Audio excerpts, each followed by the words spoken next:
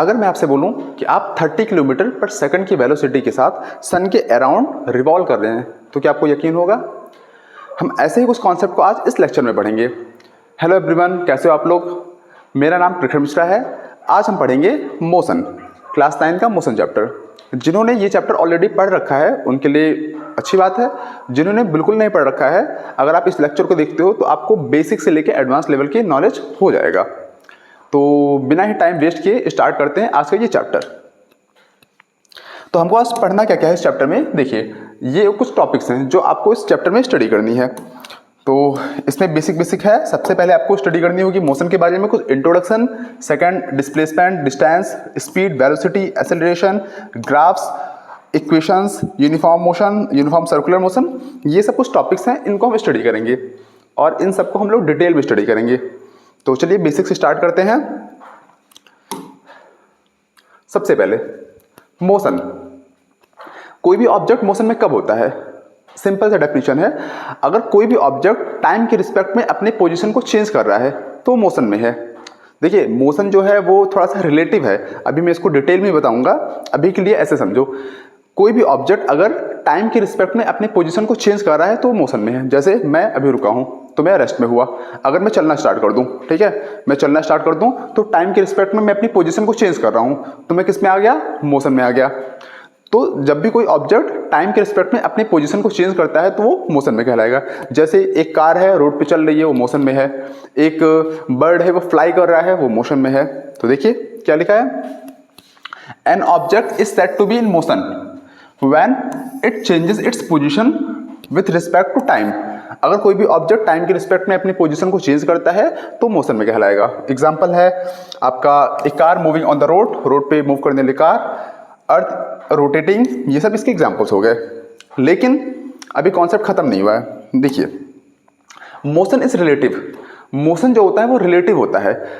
Relative होने का मतलब क्या होता है कि आप घर में बैठे हो, आप बैठ के मेरा लेक्चर देख रहे हो, आपको तो लग रहा है नहीं मैं तो रेस्ट में हूँ, आप रेस्ट में नहीं हैं। एक्चुअली होता क्या है कि मोशन रिलेटिव का कॉन्सेप्ट ये होता है कि कोई भी ऑब्जेक्ट किसी एक के लिए मोशन में हो सकता है और दूसरे के लिए रेस्ट में हो सकता है। देखो कॉन्सेप्ट क्या है, a body can be moving for one observer. कोई भी बॉडी है किसी एक के लिए मोशन में हो सकती है, while and at the same time, और उसी समय क्या होता है, the rest for another observer, किसी दूसरे के लिए रेस्ट में हो सकता है। अब कॉन्सेप्ट को समझो, जैसे एग्जांपल के थ्रू बताता हूं आपको मैं। देखो देखिए ये इस एग्जांपल को ध्यान से देखिए, इससे अभी आपका सारा डाउट क्लियर हो जाएगा। अब मान लेते हैं, मान लीजिए ये इसको मान लो x है, हैंग ऑन, मान लेते हैं ये x है, ये y है और ये जो लड़का बाहर खड़ा है ये आप हो, ये जड़ है, ठीक है, 3 है, x y z, इसको इग्नोर कर देते हैं, x y z, ठीक है, एक्स वाई जेड। मैंने क्या बोला, मोशन जो होता है वो रिलेटिव होता है। रिलेटिव होने का मतलब क्या होता है कि आप किसी एक के लिए मोशन में हो सकते हो और वही दूसरे के लिए उसी टाइम रेस्ट में हो सकते हो। अब देखो ध्यान से देखो, ये बस है, ये चल रही है, ये एक 60 किलोमीटर पर आवर की स्पीड के साथ चल रही है, ये लड़का बाहर खड़ा है, ठीक है। अब क्या है कि हम कंपैरिजन करते हैं तो देखिए एक्स जो है वो रेस्ट में है विथ रिस्पेक्ट टू वाई। अगर y को देखा जाएगा तो y के कंपैरिजन में x जो है रेस्ट में है, क्योंकि ये दोनों साथ में बैठे हुए हैं, एक ही बस में है, तो x y के रिस्पेक्ट में रेस्ट में है। अगर y देखता है x को तो वो रेस्ट में है। वही सिमिलरली उसी टाइम पे क्या होता है कि x और y को अगर z देखता है तो z के रिस्पेक्ट में क्या है, ये दोनों मोशन में चल रहे हैं, क्योंकि बस मूव कर रही है, टाइम के रिस्पेक्ट में ये खुद की पोजिशन को चेंज कर रहे हैं, तो z के लिए यही दोनों मोशन में कहलाएंगे। वही y के लिए x जो होगा वो रेस्ट में होगा। मतलब एक ऑब्जेक्ट आपके लिए एक टाइम में मोशन में हो सकता है, दूसरे टाइम में रेस्ट में हो सकता है। एग्जांपल क्या है, x is at rest with respect to y, x y के रिस्पेक्ट में रेस्ट में होगा, रुका होगा। क्यों? क्योंकि आप एक ही बस में बैठे हैं, आपके बगल बैठा है तो उसकी पोजीशन थोड़ी चेंज हो रही है, वो तो आपके बगल ही है ना, चेंज नहीं हो रही समय के रिस्पेक्ट में, तो वो रेस्ट में है।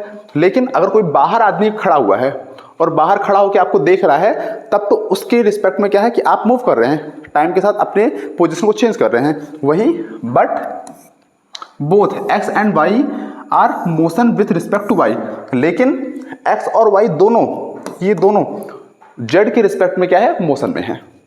क्लियर हुआ? तो मोशन का जो कॉन्सेप्ट होता है वो रिलेटिव होता है। अब जैसे आपको लग रहा है कि आप घर में बैठे हैं, आप फोन चला रहे हो और आप रेस्ट में हो, आप भी रेस्ट में नहीं हो, आप भी मोशन में हो। अभी मैं आपको क्लियर करता हूं, देखो आई होप ये तो क्लियर हो गया होगा कि मोशन जो होता है रिलेटिव होता है। मतलब किसी भी ऑब्जेक्ट को ये बता पाना कि ये मोशन में है, रेस्ट में है, ये डिपेंड करता है ऑब्जर्वर पे कि ऑब्जर्वर कौन है, कौन आपको देख रहा है। जैसे अगर मैं बोलूं कि ये मोशन में है कि रेस्ट में है, तो आप क्या बताओगे?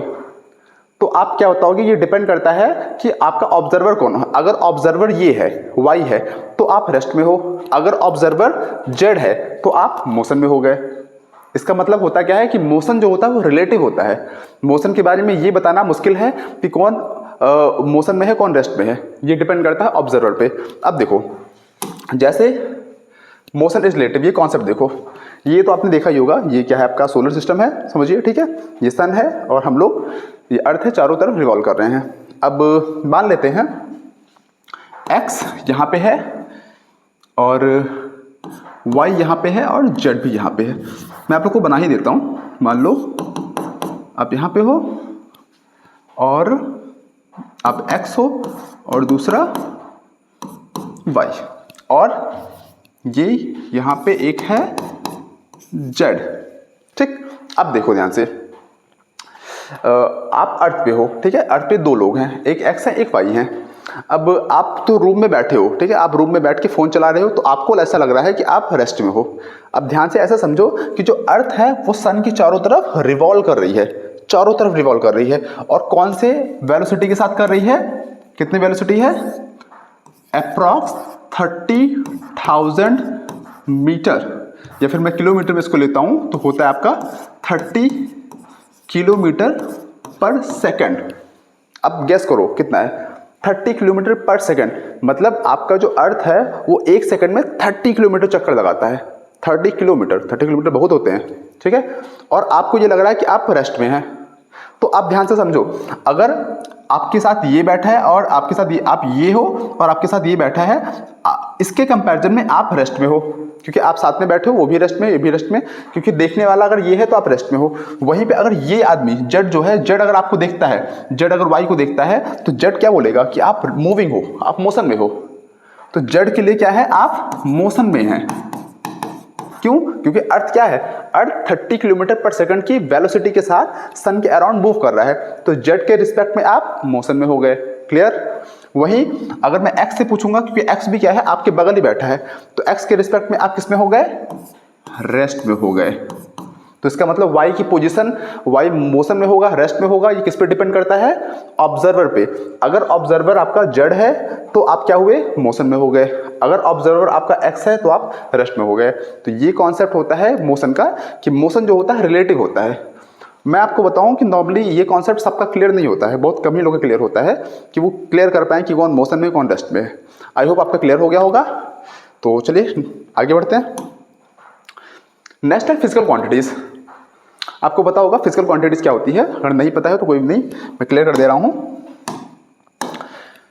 फिजिकल क्वांटिटीज ऐसी क्वांटिटीज होती हैं जिनको हम मेजर कर सकते हैं और जिनके पास मैग्नीट्यूड होता है, जिनको इजीली मेजर कर सकते हैं। जैसे लेंथ को हम मेजर कर सकते हैं, ठीक है।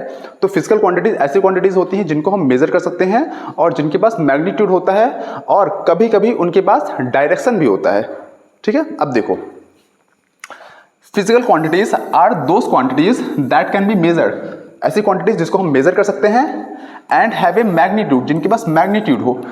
अब ये आप लोग कंफ्यूज हो रहे हो कि मैग्नीट्यूड होता क्या है, मैं भी सारा क्लियर कर दूंगा, don't worry. And sometimes a direction, और कभी कभी क्या डायरेक्शन भी होता है।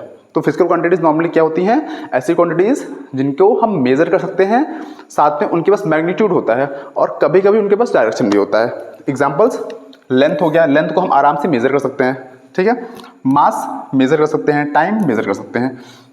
तो ये सब आपके हो गई physical quantities. Normally physical quantities जो होती हैं वो दो टाइप की होती हैं, एक होती है वेक्टर, एक होती है स्केलर, ठीक है। अब उसको देखते हैं, इसको नोट डाउन कर दो। देखो, टाइप्स ऑफ फिजिकल क्वांटिटीज, जिस फॉर्म में मैं पढ़ा रहा हूं उसी फॉर्म में आप लोग नोट्स बनाना और एग्जाम में इससे बाहर क्वेश्चन नहीं बनने हैं, आपके स्कूल के एग्जाम्स में इससे बाहर नहीं आएगा, ठीक है। और हाँ, ये बात याद रखना कि आपको जो 9th का सेक्शन है, जो भी आप 9 में पढ़ोगे वो सेम चीज़ें आपको 11 में हेल्प मिलेगी। तो अगर आपका अभी का जो फाउंडेशन है वो स्ट्रांग है तो आगे आपको हेल्प मिलेगा, ठीक है। अब देखो physical quantities. Basically physical quantity जो होती है वो होती है दो टाइप की, एक है आपकी स्केलर, दूसरी है वेक्टर। सिंपल है। होता क्या है, स्केलर क्वांटिटीज ऐसी क्वांटिटीज होती हैं जिनके पास सिर्फ मैग्नीट्यूड होता है, ठीक है। देखो, these quantities have only magnitude and no direction. इनके पास सिर्फ मैग्नीट्यूड होता है, डायरेक्शन नहीं होता है। अब मैं आपको क्लियर कर दूं मैग्नीट्यूड डायरेक्शन होता क्या है। जैसे अगर मैंने लिखा 60, एक मिनट, अगर मैंने लिखा 60 किलोमीटर पर आवर, ठीक है, तो जो 60 आगे दिख रहा है यही मैग्नीट्यूड कहलाएगा, यही बेसिकली मैग्नीट्यूड कहलाएगा। जो नंबर्स होते हैं, जैसे लंबाई, मान लो मैंने लेंथ की बात किया तो लेंथ मैंने बोला 100 किलोमीटर, तो 100 जो है वो मैग्नीट्यूड, वही मैग्नीट्यूड कहलाएगा। अब इसमें क्या है, स्केलर क्वांटिटीज ऐसी होती है जिनके पास डायरेक्शन नहीं होता है, और वही vector quantities, these quantities which है बोथ, उनके पास मैग्नीट्यूड भी होता है, डायरेक्शन भी होता है। मतलब स्केलर के पास क्या होता है, ओनली मैग्नीट्यूड, इनके पास सिर्फ मैग्नीट्यूड होता है, इनके पास डायरेक्शन नहीं होता। ये ऐसी क्वांटिटीज होती हैं जिनके पास डायरेक्शन नहीं होता है, और इनके पास क्या होता है, बोथ, दोनों होता है। अब स्केलर में देखो सेकंड एग्जांपल, मास, टेम्परेचर। अब अगर आप मास को मेजर करते हैं तो मास का कोई डायरेक्शन थोड़ी होता है। मास, आप अगर मैं आपसे बोलूं कि इसका मास कितना है, किसी भी चीज़ का, मैंने बोला इसका मास कितना है, तो आप बोलोगे हाँ 100 ग्राम, 50 ग्राम, जो भी है, लेकिन इसमें डायरेक्शन कहीं नहीं है। तो मास जो होता है वो आपका स्केलर क्वांटिटी है, इसमें सिर्फ मैग्नीट्यूड होगा। टेम्परेचर में सिर्फ मैग्नीट्यूड होगा। वही फोर्स स्केलर वेक्टर क्वांटिटी है। वेक्टर क्यों है, क्योंकि अगर आप फोर्स यूज़ करते हैं, अगर आप फोर्स लगाते हैं तो आप एक डायरेक्शन में लगाओगे। अगर मान लीजिए मुझे फोर्स लगाना है, मैं लगा रहा हूँ स्मार्ट बोर्ड पे फोर्स लगा रहा हूँ, तो एक डायरेक्शन है, कुछ ना कुछ फोर्स लगाऊंगा। मान लो मैंने लगाया 10 न्यूटन का फोर्स, तो 10 न्यूटन का फोर्स आप जब लगाते हैं तो आप किसी ना किसी डायरेक्शन में ही लगाओगे। इसलिए क्या होता है कि फोर्स कैसी क्वांटिटी होती है, वेक्टर क्वांटिटी, क्योंकि इसके पास क्या है, डायरेक्शन भी है। वेलोसिटी वेक्टर क्वांटिटी, इसके पास भी डायरेक्शन है। सिमिलरली एक्सेलरेशन, डिस्प्लेसमेंट, ये क्वांटिटीज ऐसी हैं जिनके पास डायरेक्शन भी होता है। तो जिन क्वांटिटीज के पास डायरेक्शन भी होता है वो क्वांटिटीज कहलाती हैं वेक्टर क्वांटिटी, और जिन क्वांटिटीज के पास डायरेक्शन नहीं होता है, सिर्फ मैग्नीट्यूड होता है, वो कहलाती हैं स्केलर क्वांटिटी। अभी के लिए आप इतना जानो, अभी इन सब का हेल्प आपको मिलने वाला है। तो ये बेसिक डिफरेंस होता है स्केलर क्वांटिटी वेक्टर में। Scalar only magnitude, vector magnitude plus direction, दोनों होता है। एग्जाम्पल्स भी हैं, कुछ नोट डाउन कर दो। चलो आगे बढ़ते हैं। नेक्स्ट, अब आपका आता है, आपने सुना तो होगा डिस्टेंस, डिस्प्लेसमेंट, ये सब बेसिक चीज़ सुना होगा, तो उसको मैं आपको फिगर के थ्रू क्लियर कर देता हूँ। देखो, एक टर्म होता है डिस्प्लेसमेंट, एक होता है डिस्टेंस। सिंपल फिनोमेना होता है। डिस्टेंस जो होता है वो होता है टोटल पथ कवर्ड। कोई भी ऑब्जेक्ट, कोई भी बॉडी जितना टोटल पथ कवर करती है उसको हम डिस्टेंस बोलते हैं। वही डिस्प्लेसमेंट जो होता है वो क्या होता है, शॉर्टेस्ट लेंथ। अब देखो, मान लेते हैं ये आपका घर है, हाउस, और ये आपका स्कूल है जहां पे आप लोग पढ़ाई करने जाते हो, ठीक है। ये आपका घर है, वो आपका स्कूल है। आपको जाना है, ठीक है। आपने यहाँ से स्टार्ट किया चलना, आप इधर आए, फिर इधर आए, फिर इधर आए, होते फिर इधर आए, फिर यहाँ आए, ये आप स्कूल पहुँच गए। तो आपने जितना पथ कवर किया, ये टोटल पथ जो होगा, इसको हम ऐड करेंगे। ऐड करने के बाद जो आएगा वो कहलाएगा आपका डिस्टेंस। मतलब डिस्टेंस जो होता है टोटल पथ कवर्ड, किसी भी बॉडी ने कितना पथ कवर किया, वो होता है आपका डिस्टेंस कहलाएगा। वहीं डिस्प्लेसमेंट में क्या होता है कि हम लोग जहाँ से स्टार्ट करना है आपको और जहाँ पे जाना है, मतलब जहाँ पे स्टार्ट करना है उसको बोलते हैं इनिशियल पोजीशन, और जहाँ पे आपको एंड करना है उसको बोलते हैं फाइनल पोजीशन।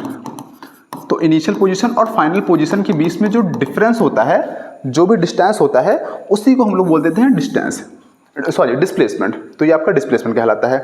अब फिगर में देखो तो डिस्टेंस क्या हो गया, डिस्टेंस के लिए आपको क्या होता है, टोटल पथ जहां जहां आपने कवर किया पूरा कवर करके दिखेगा तो वो टोटल पथ हो जाएगा, वो डिस्टेंस कहलाएगा। डिस्प्लेसमेंट क्या हुआ, जो आपका इनिशियल पोजीशन होता है और फाइनल पोजीशन, इन दोनों के बीच का जो डिस्टेंस होता है, जो भी लेंथ होती है, उसी को बोल देते हैं डिस्प्लेसमेंट।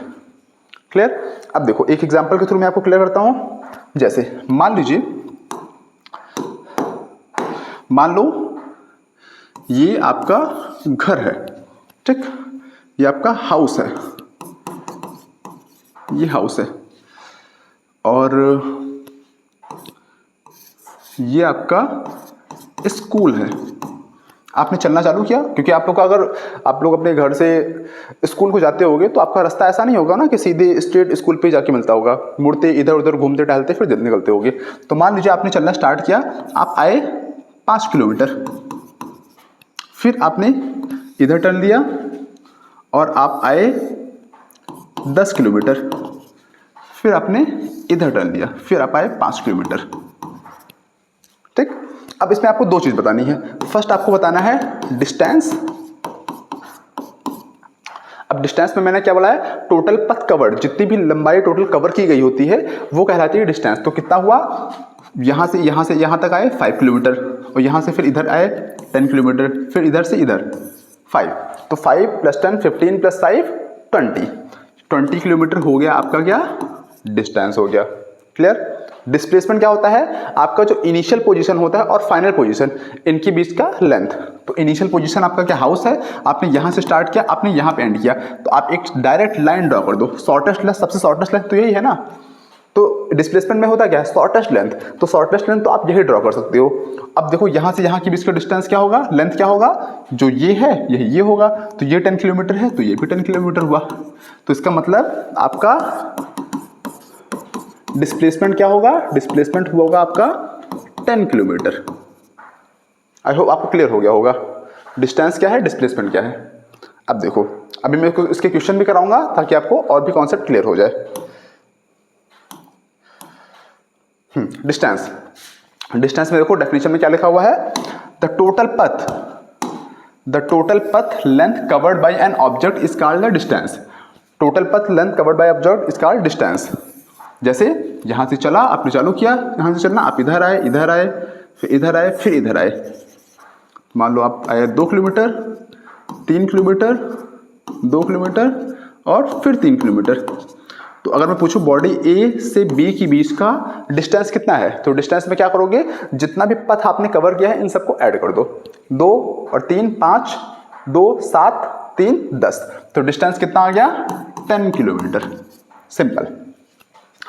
इसका its SI unit is metre. इसको हम लोग एसआई यूनिट में मीटर से मेजर करते हैं, और ये एक स्केलर क्वांटिटी है।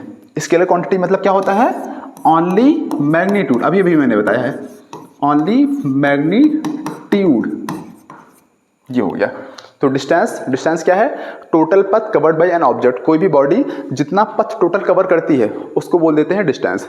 इसका एसआई यूनिट जो होता है वो मीटर होता है, और हम लोग इसको, ये स्केलर क्वांटिटी होती है। स्केलर क्वांटिटी मतलब इसके बाद सिर्फ मैग्नीट्यूड है, डायरेक्शन नहीं है। ठीक है, चलो नेक्स्ट आपका है डिस्प्लेसमेंट। ये भी क्लियर मैंने कर दिया है। डिस्प्लेसमेंट जो होता है वो इनिशियल और फाइनल पोजीशन के बीच की लेंथ होती है, मतलब शॉर्टेस्ट लेंथ होती है। अब देखो, the minimum distance measured from the initial to final position of an object is called displacement.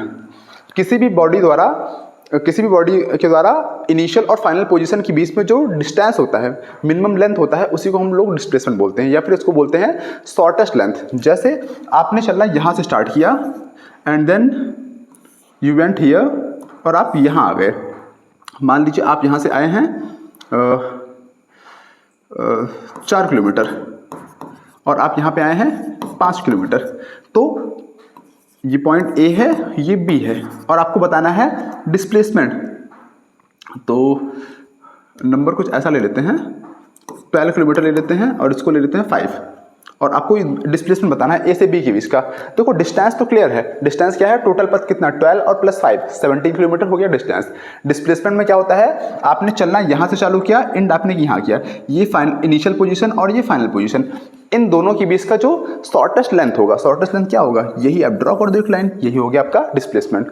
तो इसको आपको निकालना होगा तो क्या करोगे, पाइथागोरस थ्योरम, वो चलो आगे चल के बताएंगे, आई होप आपको पता भी होगा, तो उसके थ्रू निकालोगे तो क्या होगा आपका A B square is equal, इसको सी लेते हैं, A C square plus B C square, तो 12 स्क्वायर प्लस इतना 144 प्लस 25 169, ये आएगा 13 किलोमीटर इसका डिस्प्लेसमेंट। ठीक है, ये पाइथागोरस थ्योरम आई थिंक आपको पता होगा। ठीक है, तो डिस्प्लेसमेंट हो गया। इसका भी एसआई जो यूनिट होता है वो होता है मीटर, इसको भी हम लोग मीटर में मेजर करते हैं। क्लियर। और ये एक वेक्टर क्वांटिटी है। वेक्टर क्वांटिटी का मतलब होता है कि इसके पास एक डायरेक्शन होता है, मतलब इसके पास मैग्नीट्यूड तो होगा ही प्लस डायरेक्शन भी होगा। वेक्टर क्वांटिटी ऐसी क्वांटिटी होती है जिसके पास मैग्नीट्यूड के साथ साथ डायरेक्शन भी होता है। तो आई होप आपको डिस्टेंस डिस्प्लेसमेंट में क्लियर हो गया होगा। Distance total path covered by object और डिस्प्लेसमेंट क्या होता है, शॉर्टेस्ट लेंथ। चलो नेक्स्ट, ये फिगर के थ्रू आपको क्लियर हो ही गया होगा, आगे बढ़ते हैं। अब दोनों में बेसिक डिफरेंस देख लीजिए, क्या क्या डिफरेंस होता है।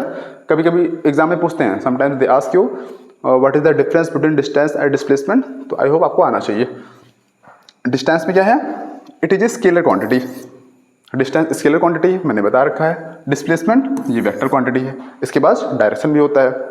Second, it is equal to total path, total path length covered by an object. तो डिस्टेंस होता है टोटल पथ कवर्ड बाय ऑब्जेक्ट, वो आपका डिस्टेंस होता है। और डिस्प्लेसमेंट क्या होता है, शॉर्टेस्ट डिस्टेंस। मैंने आपको बताया इनिशियल पोजीशन और फाइनल पोजीशन के बीच में एक लाइन ड्रॉ करेंगे तो शॉर्टेस्ट जो लेंथ होगी उसी को बोल देते हैं displacement. Next, distance it depends upon the shape of the path. ये पथ के शेप पे डिपेंड करता है कि पथ का शेप कैसा है। मतलब अगर आपने चलना चालू किया, आप इधर गए फिर इधर गए फिर इधर आए फिर इधर आए, तो ये पथ पे डिपेंड करता है। लेकिन डिस्प्लेसमेंट पथ पे डिपेंड नहीं करता है। अगर मैं इन दोनों के बीच का डिस्टेंस पूछूंगा तो आप सबको ऐड करोगे तो पथ जैसा होगा, तो ये डिस्टेंस आपका पथ पे डिपेंड कर रहा है। लेकिन डिस्प्लेसमेंट अगर मैं पूछूंगा तो आप एक डायरेक्ट शॉर्टेस्ट लाइन ड्रॉ करोगे, ये डिस्प्लेसमेंट ये हो जाएगा। तो वही बोला गया है, it depends upon the shape of the path. ये पथ के शेप पे डिपेंड करता है कि पथ का शेप कैसा है।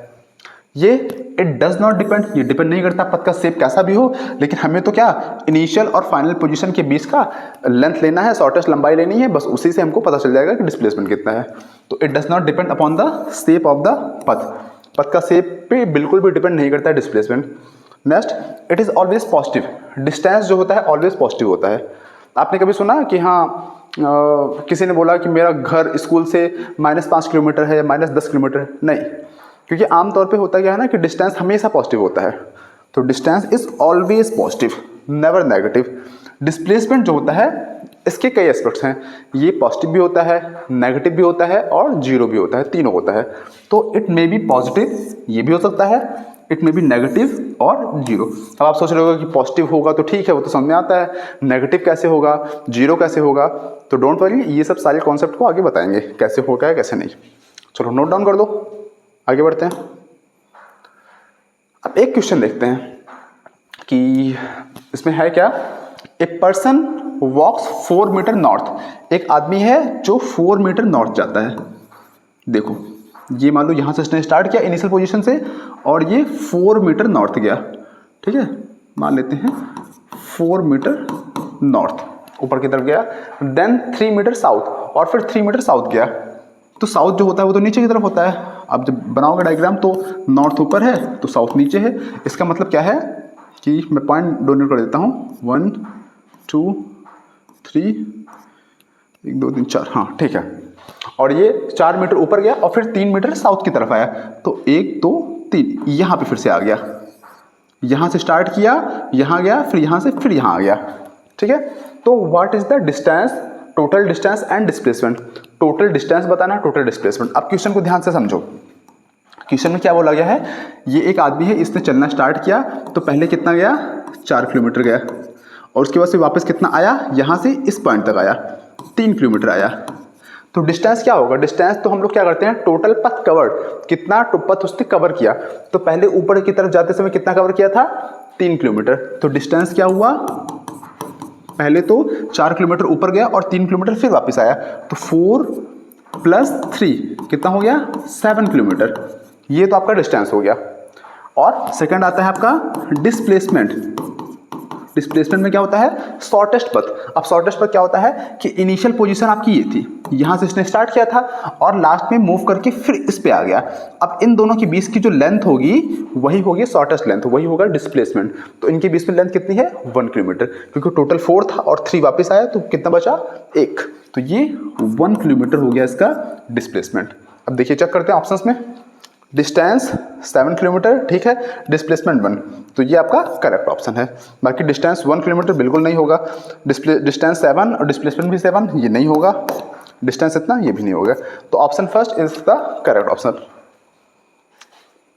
नेक्स्ट अगला क्वेश्चन देखो, इसमें बोला गया हुआ है कि can an object have zero displacement, क्या कोई ऑब्जेक्ट है जिसका डिस्प्लेसमेंट जीरो हो सकता है if it has moved a certain distance.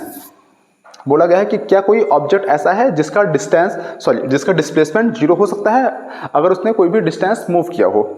अब एग्जांपल देखो, जैसे आप लोग स्कूल आते हो, ठीक है, तो आप कहाँ से स्टार्ट करते हो, अपने हाउस से, अपने घर से स्टार्ट करते हो और कहाँ पे आते हो, स्कूल आते हो। तो आपने स्टार्ट किया, आप कहाँ आए, स्कूल की तरफ आए, और आप फिर क्या करते हो, जब से छुट्टी होती है तो छुट्टी होने के बाद फिर क्या होता है, फिर घर की तरफ आ जाते हो।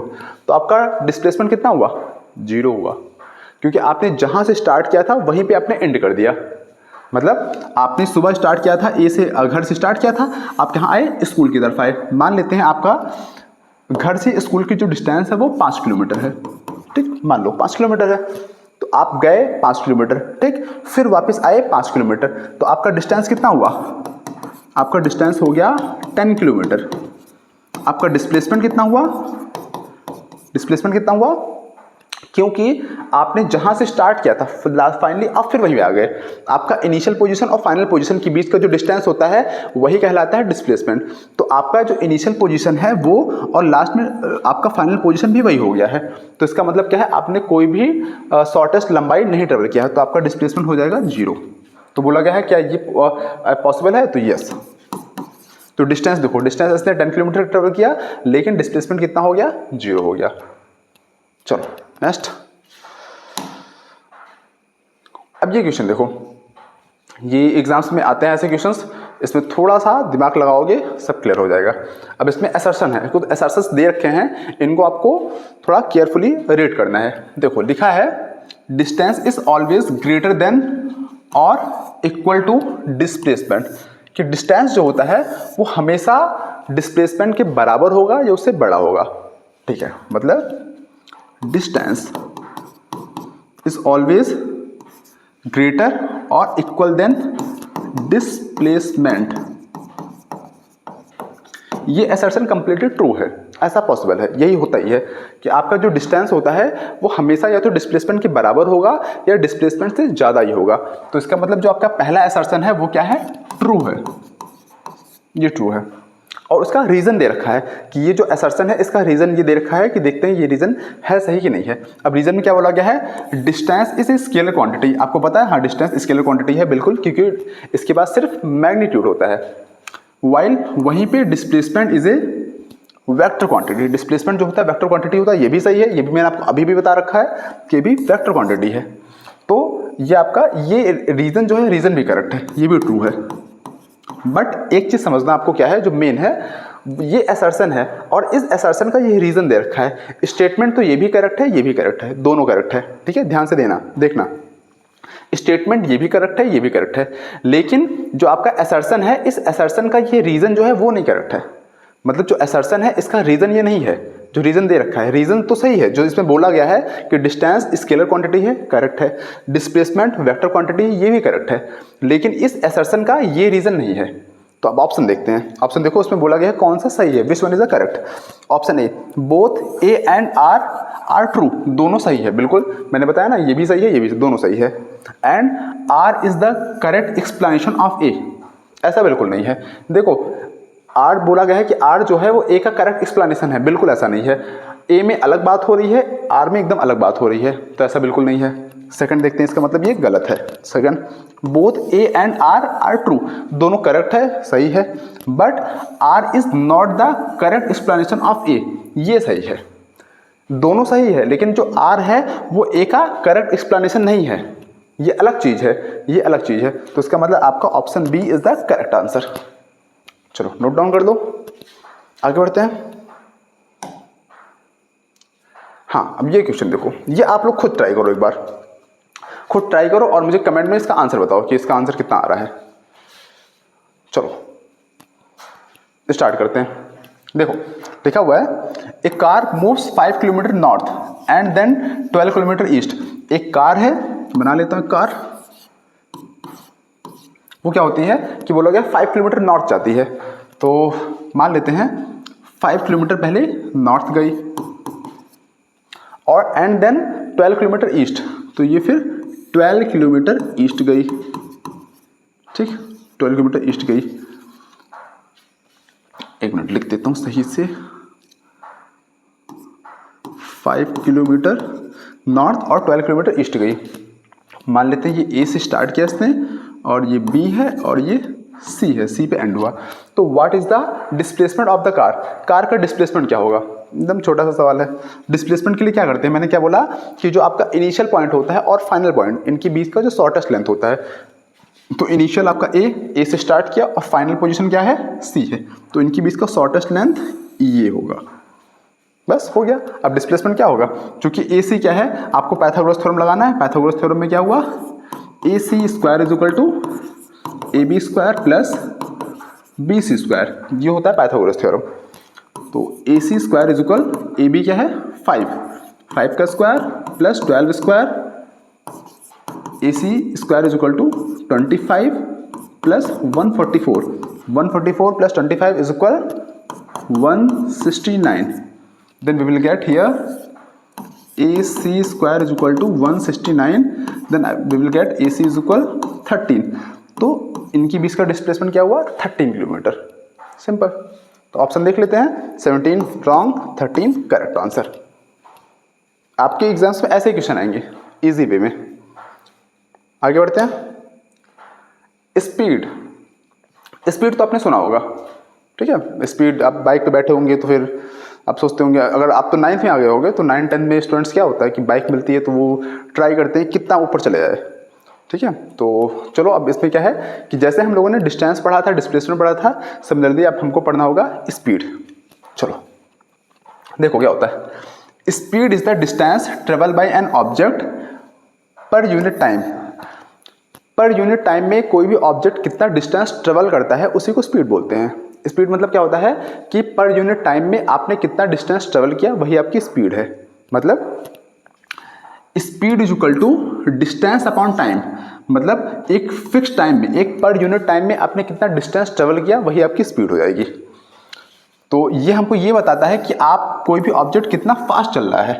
अगर मैंने बोला कि कोई आदमी है वो 50 की स्पीड से जा रहा है, ठीक है, 50 की स्पीड से जा रहा है तो उसकी चलो कुछ स्पीड है। अगर मैंने बोला कि एक आदमी है वो 120 किलोमीटर पर आवर की स्पीड से जा रहा है तो इसका मतलब हमको ये पता चलता है कि ये आदमी बहुत तेज जा रहा है।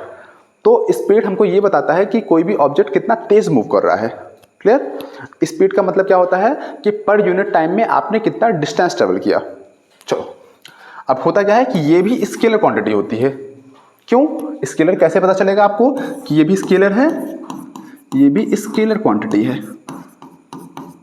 स्केलर क्वांटिटी कैसी क्वांटिटी होती है जिनके पास सिर्फ मैग्नीट्यूड होता है। और कैसे आप जान पाओगे स्केलर है, क्यों, क्योंकि डिस्टेंस भी स्केलर है। अब डिस्टेंस स्केलर है तो डिस्टेंस से मिलके क्या बना, स्पीड बना, तो स्पीड भी स्केलर होगा। तो ये भी it is a scalar quantity. Its SI unit is metre per second. इसका जो यूनिट होता है वो मीटर पर सेकंड होता है। क्यों, डिस्टेंस का यूनिट मीटर, टाइम का सेकंड, तो मीटर पर सेकंड इसका यूनिट हो गया। And other unit is kilometre per hour. अभी मैं इसको चेंज करना भी आपको बता दूंगा कैसे चेंज करना है। तो स्पीड के थ्रू क्या पता चलता है कि कोई भी ऑब्जेक्ट पर यूनिट टाइम में कितना डिस्टेंस ट्रेवल करता है। ये हमें ये बताता है कि कोई भी ऑब्जेक्ट कितना फास्ट मूव कर रहा है। क्लियर। और ये स्केलर क्वांटिटी है, इससे डायरेक्शन पता नहीं चलता है। तो आपके यहाँ पे जो बाइक है, ठीक है, आपके यहाँ जो बाइक यूज़ होती होगी उसमें क्या होता है कि आप देखते होंगे तो वो सिर्फ मैग्नीट्यूड बताता है। मतलब आपको से कोई पूछता है कि आपकी स्पीड कितनी है तो आप ये बताते होंगे 120 की स्पीड से चल रहे थे, 50 की स्पीड से चल रहे थे, लेकिन आपको डायरेक्शन नहीं पता चलता है। क्योंकि बाइक में क्या लगा होता है स्पीडोमीटर। स्पीडोमीटर जो होता है वो आपके बाइक की स्पीड को बताता है। डायरेक्शन को नहीं बताता। इसीलिए जो स्पीड होता है वो सिर्फ आपका स्केलर क्वांटिटी होता है। इससे ये पता चलता है कि आप कितना तेज जा रहे हैं वो तो पता चलता है, लेकिन आप किस डायरेक्शन में जा रहे हैं ये नहीं पता चलता। ठीक है, चलो आगे बढ़ते हैं। अब आता है आपका एवरेज स्पीड, इसी के साथ में स्पीड के साथ एवरेज स्पीड, इस पर कुछ क्वेश्चन करेंगे। इसलिए मैंने सीक्वेंस फॉर्म में बनाया है कि आप स्पीड पढ़ो फिर एवरेज स्पीड पढ़ो, सीक्वेंस फॉर्म में कि कंफ्यूजन ना क्रिएट हो। अब होता क्या है कि एवरेज स्पीड का मतलब होता है कि जैसे मान लेते हैं कि आपने, अगर आपको बाइक चलाना आता है, अगर आप बाइक चलाते होंगे तो अगर आपने ट्रैफिक में कभी बाइक चलाया हो मार्केट में, तो मार्केट में आप बाइक कैसे चलाते हैं, कभी स्पीड आपकी कम हुई फिर ज़्यादा हुई फिर कम हुई फिर ज़्यादा हुई, ऐसे होता है ना। उस कंडीशन में होता क्या है कि एवरेज स्पीड हम कैसे निकालते हैं। जैसे मान लीजिए कोई भी आपको जाना है, मूव करना है, यहाँ से आपको यहाँ गए, तो यहाँ से यहाँ तक जाने में आपको लगा, मान लो ये 10 मीटर है डिस्टेंस, और यहाँ से यहाँ तक आपको समय लगा 2 सेकंड। फिर यहाँ से यहाँ तक का डिस्टेंस आपका मान लीजिए 10 मीटर है और यहाँ से यहाँ तक समय लगा आपको 5 सेकंड। फिर 10 मीटर है और यहाँ पे समय लगा आपको मान लीजिए 6 सेकंड। डिस्टेंस है 10 मीटर और समय आपको लगा 7 सेकंड। अब देखो एवरेज स्पीड अगर आपको निकालना होता है तो एवरेज स्पीड में हम लोग क्या करते हैं, अब इस कंडीशन में होता है कि यहाँ से इस पॉइंट से इस पॉइंट के बीच में आपके बाइक की जो स्पीड थी वो डिफर थी कुछ, यहाँ से यहाँ में स्पीड उसकी डिफर थी क्योंकि आपकी ट्रैफिक में है, यहाँ से यहाँ डिफर है, इस पॉइंट से इस पॉइंट में भी डिफर है। तो एवरेज स्पीड हम कब निकालते हैं, जब कोई भी एक फिक्स स्पीड नहीं होती है, स्पीड ऊपर नीचे होती रहती है, उस कंडीशन में हम लोग एवरेज स्पीड निकालते हैं। इसमें करना क्या होता है कि हम लोग टोटल डिस्टेंस को ऐड करते हैं। जैसे यहाँ पे 10 + 10 + 10 + 10, तो average speed is equal to क्या हो जाएगा 10 + 10 + 10 + 10। टोटल डिस्टेंस हमको ऐड करना होता है और नीचे क्या होता है अपॉन टोटल टाइम।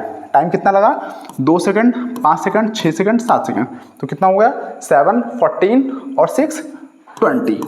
अब इसी को हम लोग सॉल्व करेंगे तो ये हो गया आपका कितना हो गया 40/20, 2 मीटर पर सेकेंड हो गया आपके बाइक की एवरेज स्पीड।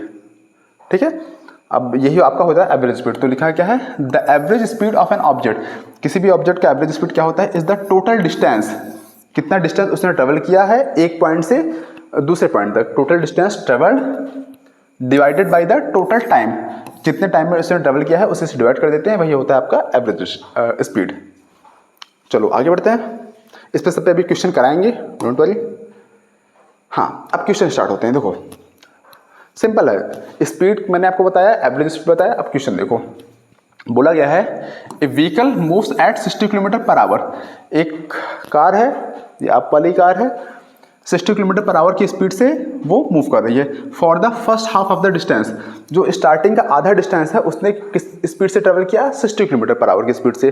ठीक है, and the 40 km/h and the 40 km/h for the second half, और जो बाकी बची आधी दूरी थी वो उसने क्या किया कि 40 km/h की स्पीड से ट्रेवल किया।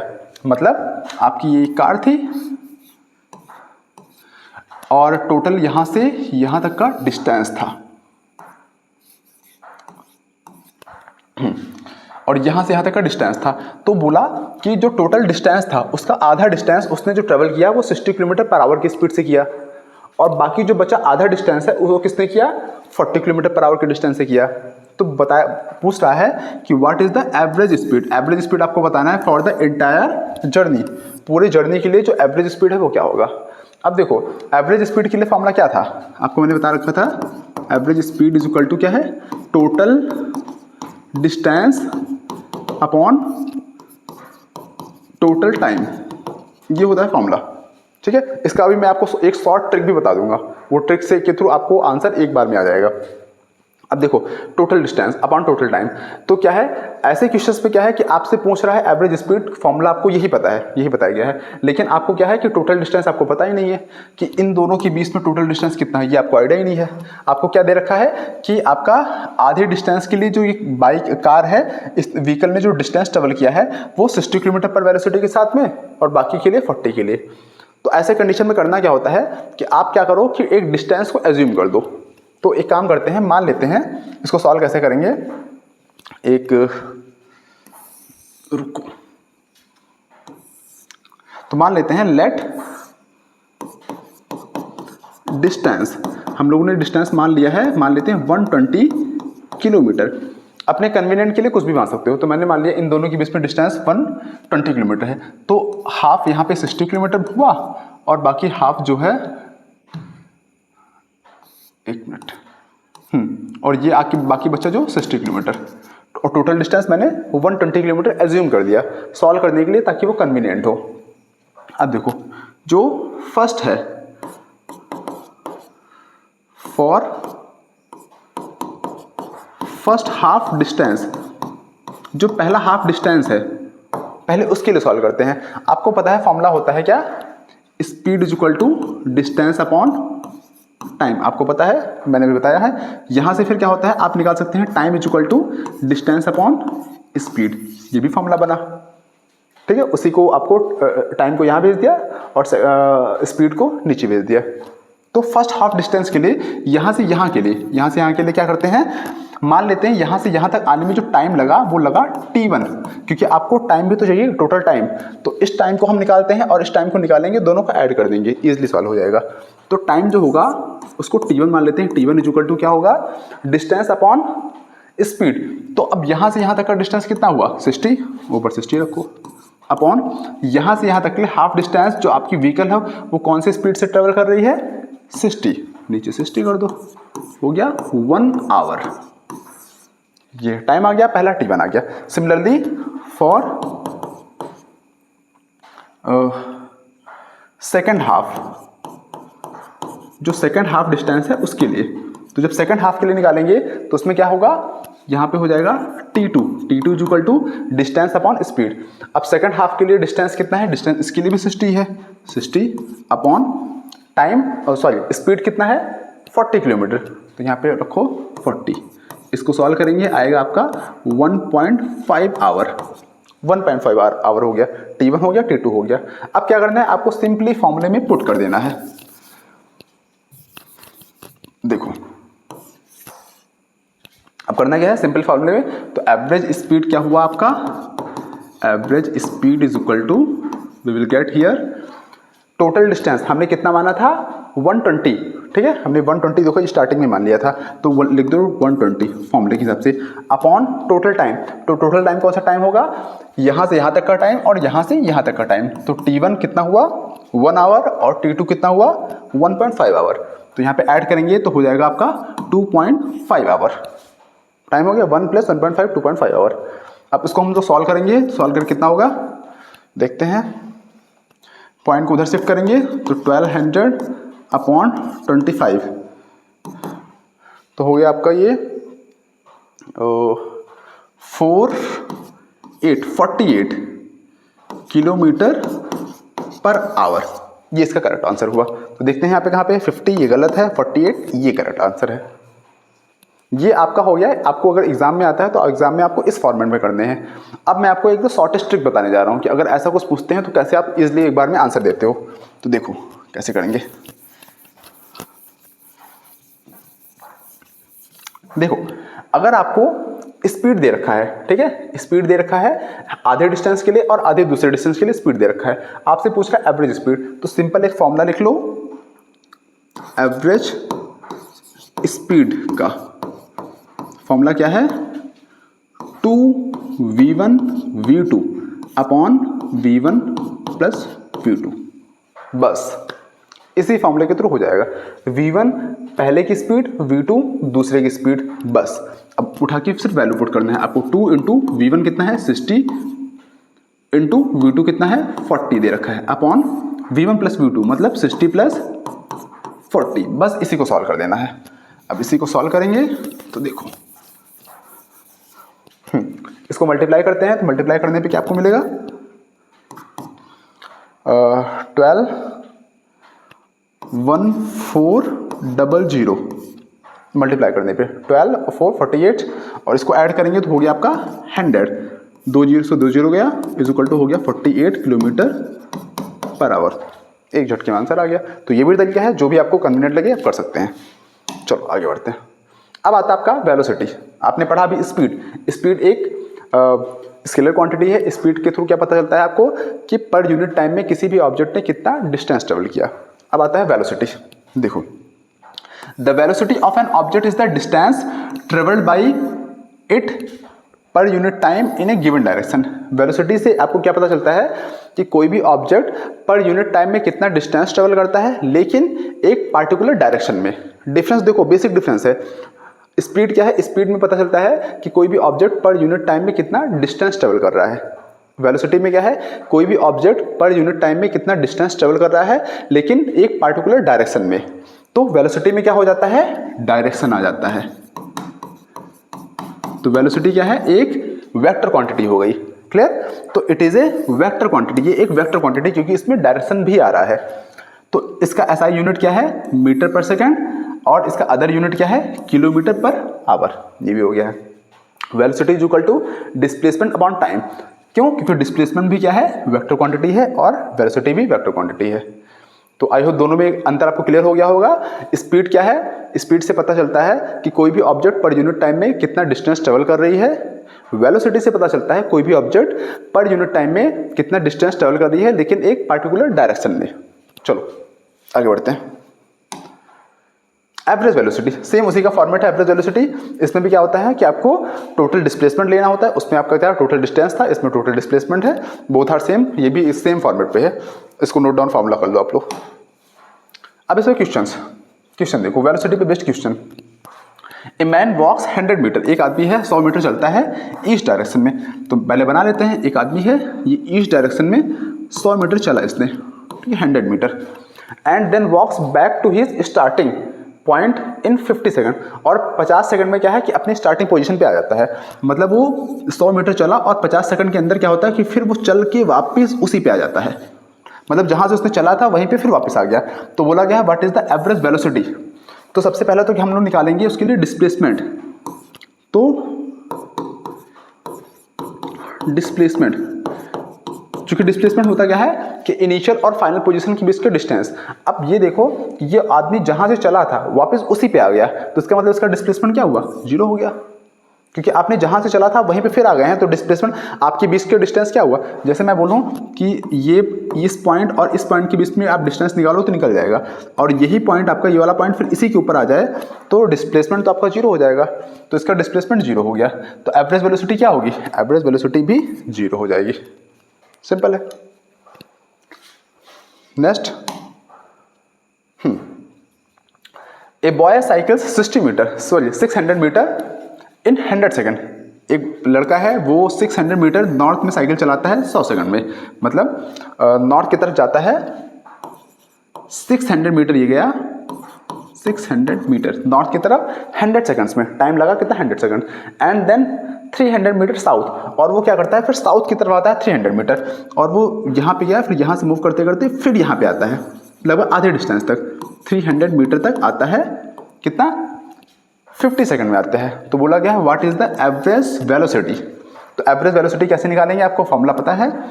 Average velocity is equal total displacement upon total time. हाँ, अब टोटल डिस्प्लेसमेंट क्या होगा। अब देखो ये बॉय जो है उसने यहाँ से चलना स्टार्ट किया, यहाँ पे गया, फिर यहाँ पे आया, तो इनिशियल पोजीशन ये है और फाइनल ये है। तो इन दोनों के बीच में डिस्प्लेसमेंट कितना हुआ, 300 मीटर। 300 metre net displacement. तो सबसे पहला काम हम लोग क्या करेंगे, निकालेंगे नेट डिस्प्लेसमेंट। तो नेट डिस्प्लेसमेंट कितना होगा, 600 माइनस 300 हो गया आपका 300 मीटर। ये आपका है net displacement. Time, total time कितना लग रहा है, जब ये बच्चा 600 मीटर जाएगा तो टाइम लगता है 100, तो यहाँ पे लिखो 100, और वापस जब 300 मीटर साउथ की तरफ आता है तो टाइम लगता है कितना, 50 सेकंड प्लस 50, तो हो गया 150 सेकंड टोटल टाइम हो गया। अब इसलिए क्या है, वैल्यू आपको पुट करना है, तो टोटल फॉर्मूले में पुट करो। टोटल डिस्प्लेसमेंट कितना है, 300 अपॉन टोटल टाइम कितना है, 150, कट किया, आया आपका 2 metre per second is the correct option. तो इसमें क्या है, 2 मीटर कहीं पे है, नहीं है, सारा ऑप्शन गलत है। तो इसका आंसर, करेक्ट आंसर आएगा 2 metre per second is the correct answer. कुछ क्वेश्चन ऐसे होते हैं ना कभी कभी एग्जाम्स में, जो क्या होते हैं जिसके ऑप्शन कोई भी ऑप्शन करेक्ट नहीं होते हैं। तो ये कॉन्फिडेंस आपको खुद से अंदर बिल्ड करना है कि आपका आंसर करेक्ट है कि नहीं है। ये कब होगा? जब आपको किसी भी टॉपिक पे फुल्ली कमांड होगा, आपको फॉर्मूले में डाउट नहीं होगा और आपने कई बार प्रैक्टिस किया होगा, तो आपको वो कॉन्फिडेंस आ जाएगा। चलो आगे बढ़ते हैं। अब देखते हैं basic difference speed and velocity में। जैसे आपने देखा था डिस्टेंस डिस्प्लेसमेंट में, सेम आपको स्पीड एंड वेलोसिटी में बेसिक डिफरेंस क्या है? स्पीड क्या है? स्केलर क्वांटिटी है, सिर्फ मैग्नीट्यूड होता है। वेलोसिटी वेक्टर क्वांटिटी है, इसमें डायरेक्शन भी होता है। स्पीड क्या होता है कि टोटल कोई भी ऑब्जेक्ट क्या है पर यूनिट टाइम में कितना डिस्टेंस ट्रेवल करता है, वो आपका स्पीड है। वेलोसिटी में क्या है? कोई भी ऑब्जेक्ट पर यूनिट टाइम में कितना डिस्टेंस ट्रेवल करता है लेकिन एक पार्टिकुलर डायरेक्शन में, वो होता है आपका वेलोसिटी। ये पॉइंट हो गए। स्पीड जो होता है ऑलवेज पॉजिटिव होता है। क्यों? क्योंकि स्पीड जो होता है स्पीड इक्वल होता है डिस्टेंस अपॉन टाइम, और डिस्टेंस ऑलवेज पॉजिटिव होता है, तो इसलिए स्पीड भी ऑलवेज पॉजिटिव। वेलोसिटी जो होता है, वेलोसिटी इक्वल फॉर्मूला क्या होता है? Displacement upon time. तो ये वेलोसिटी आपका क्या हो सकता है? पॉजिटिव भी हो सकता है, नेगेटिव भी हो सकता है, जीरो भी हो सकता है, तीनों कंडीशन।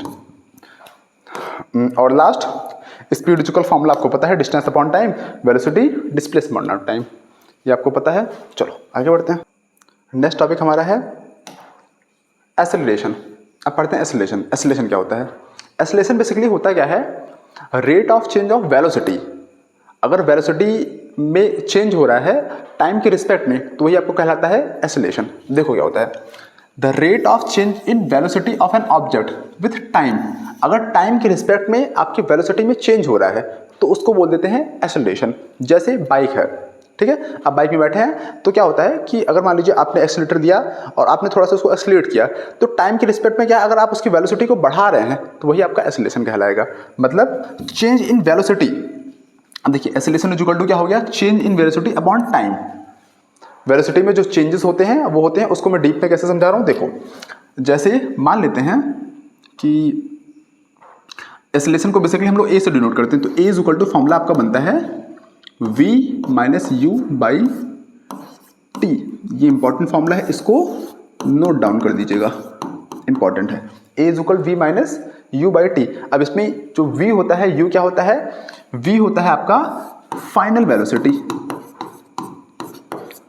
u होता है फाइनल वेलोसिटी, और u जो होता है वो होता है इनिशियल वेलोसिटी, और t आप लोग जानते हैं टाइम होता है। तो rate of change in velocity, rate of change in velocity वो कहलाता है एक्सेलरेशन। तो it is called as acceleration. तो it is represented by A, इसको हम ए से रिप्रेजेंट करते हैं। इसका एसआई यूनिट जो होता है वो होता है मीटर पर सेकंड स्क्वायर, इसको याद रखिएगा। देखिए स्पीड और वेलोसिटी का क्या था? मीटर पर सेकंड, उसका SI unit metre per second था। एक्सेलरेशन का होता है मीटर पर सेकंड स्क्वायर, इसको ए से डिनोट करते हैं। एक्सेलरेशन होता क्या है? Rate in change of velocity. तो इट इज़ वेक्टर क्वांटिटी, ये वेक्टर क्वांटिटी है। इसका मतलब ये हुआ कि इसके पास मैग्नीट्यूड भी है, डायरेक्शन भी है। और एक्सेलरेशन क्या होता है? Change in velocity. चलो आगे बढ़ते हैं। नेक्स्ट है आपका रिटार्डेशन। अब रिटार्डेशन का मतलब क्या होता है कि एक्सेलरेशन अगर आप मान लीजिए कैलकुलेट कर रहे हैं, तो एक्सेलरेशन कैलकुलेट करते समय क्या है कि अगर एक्सेलरेशन की वैल्यू नेगेटिव में आ जाए, अगर आपका ए की वैल्यू नेगेटिव में आ जाती है तो आपका वही एक्सेलरेशन कहलाता है रिटार्डेशन। ठीक है, वही रिटार्डेशन कहलाएगा। अब डेफिनेशन देख लीजिए, retardation is the decrease in speed. जब स्पीड आपकी डिक्रीज होती है तो वो कहलाएगा रिटार्डेशन, अगर स्पीड इंक्रीज होती है तो वो एक्सेलरेशन कहलाएगा। चीजें सेम है। तो अगर स्पीड आपकी इंक्रीज हो रही है तो वो कहलाएगा एक्सेलरेशन, और अगर स्पीड आपकी डिक्रीज हो रही है तो वो कहलाएगा रिटार्डेशन। अब जैसे प्लेन है, जब वो लैंडिंग करती है, ध्यान देखो, प्लेन जब लैंडिंग करती है तो क्या करती है? अपनी स्पीड को लगातार डिक्रीज करती है। तो डिक्रीज करने में क्या होता है कि उसकी वैल्यू लगातार डिक्रीज होती है, और उसको फिर हम बोल देते हैं रिटार्डेशन, क्योंकि उसमें स्पीड लगातार डिक्रीज हो रही है। तो जहाँ पे स्पीड डिक्रीज होती है वो रिटार्डेशन कहलाएगा, जहाँ पे स्पीड इंक्रीज होती है वो एक्सेलरेशन होगा। तो देखो, retardation is the decrease in speed, और नेगेटिव एक्सेलरेशन या फिर नेगेटिव एक्सेलरेशन को भी हम रिटार्डेशन बोलते हैं। ठीक है, ऑफ एन ऑब्जेक्ट। अब ये एक्सेलरेशन निकालेंगे कैसे, अभी मैं इजीली आपको कैलकुलेट करके बताऊंगा, बहुत सिंपल है। ठीक है, of an object in particular direction. तो रिटार्डेशन क्या होता है? रिटार्डेशन स्पीड ऑफ डिक्रीज, या तो स्पीड डिक्रीज होगी या फिर नेगेटिव एक्सेलरेशन को ही हम रिटार्डेशन बोलेंगे। एग्जांपल प्लेन लैंडिंग, जब प्लेन लैंडिंग करती है तो उसकी स्पीड डिक्रीज होती है, तो वहाँ पे एक्सेलरेशन नहीं होगा, वहाँ पे रिटार्डेशन होता है। जहाँ पे स्पीड बढ़ रही है वहाँ पे एक्सेलरेशन, जहाँ पे स्पीड घट रही है वहाँ पे रिटार्डेशन। चलो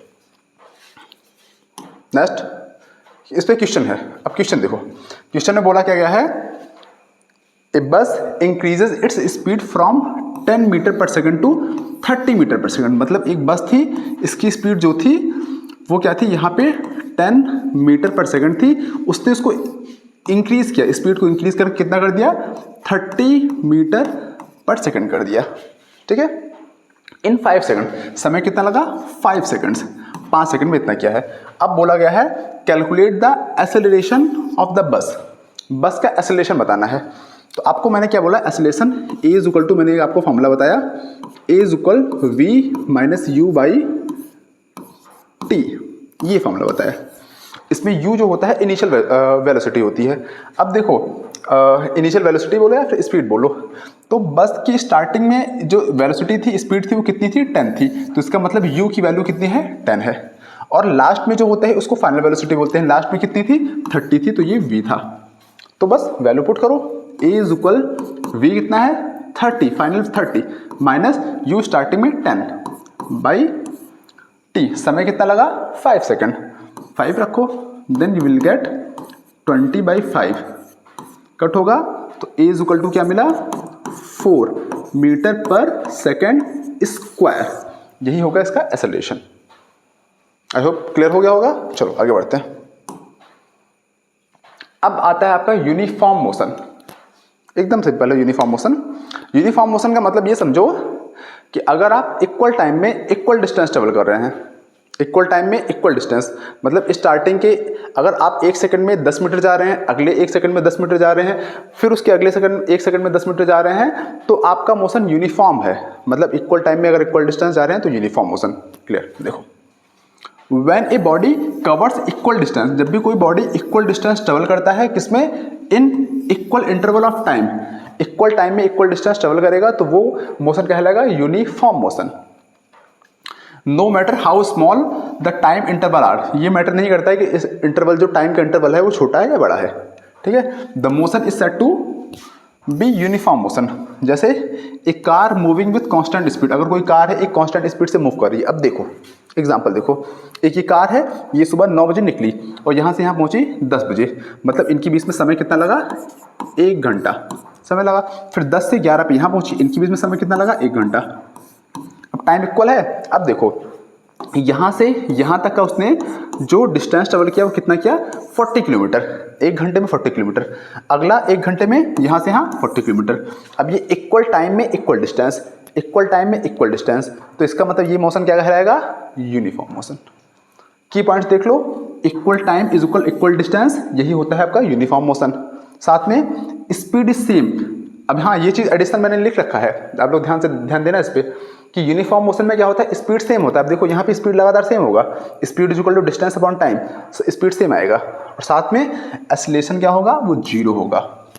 एक्सेलरेशन 0 क्यों होगा, क्योंकि वेलोसिटी में चेंज ही नहीं हो रहा है। अगर वेलोसिटी में चेंज नहीं हो रहा है तो v और u दोनों सेम हो जाएगा, तो v u सेम होगा, तो एक्सेलरेशन की वैल्यू 0, क्योंकि एक्सेलरेशन क्या होता है, a is equal v minus u by T. अब यहाँ पे v निकालोगे तो भी वही आएगा, u निकालोगे तो भी वही आएगा, तो फाइनली वैल्यू a की 0 आ जाएगा। तो आई होप आपको यूनिफॉर्म मोशन क्लियर हो गया होगा। चलो आगे बढ़ते हैं।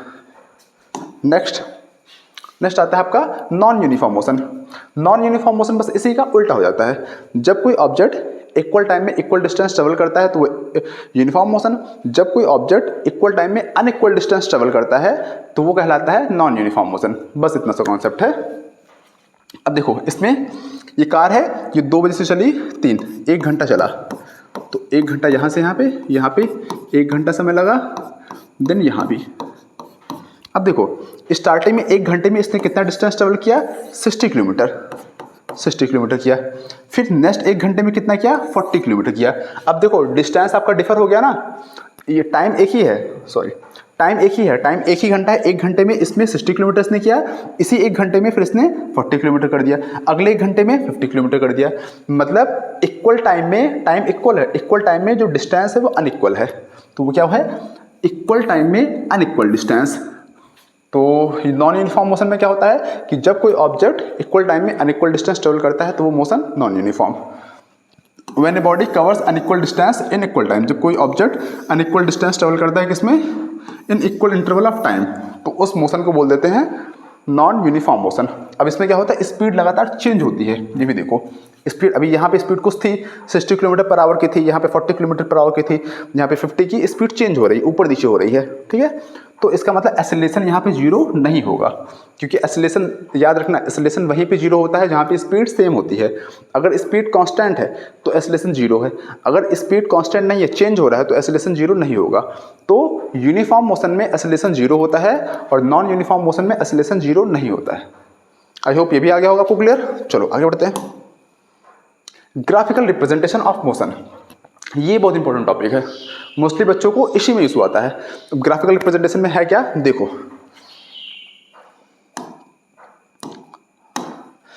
जैसे एक मैं ड्रॉ कर देता हूं, 0 2 4 6 8, ये रिप्रेजेंट कर रहा है, मान लीजिए ये बस नोटेशन दे देते हैं, 20 40 60 80, ये वाई एक्सिस है, ये एक्स एक्सिस। इतना तो आपको बेसिक पता होगा कि इसको एक्स एक्सिस बोलते हैं, इसको वाई एक्सिस बोलते हैं।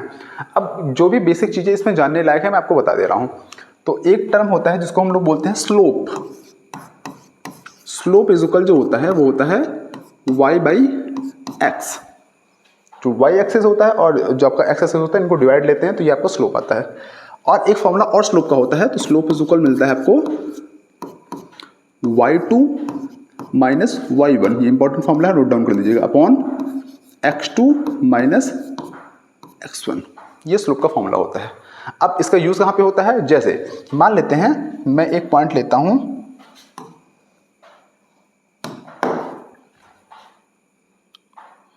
एक पॉइंट मान लो मैंने यहां लिया और दूसरा पॉइंट मैंने लिया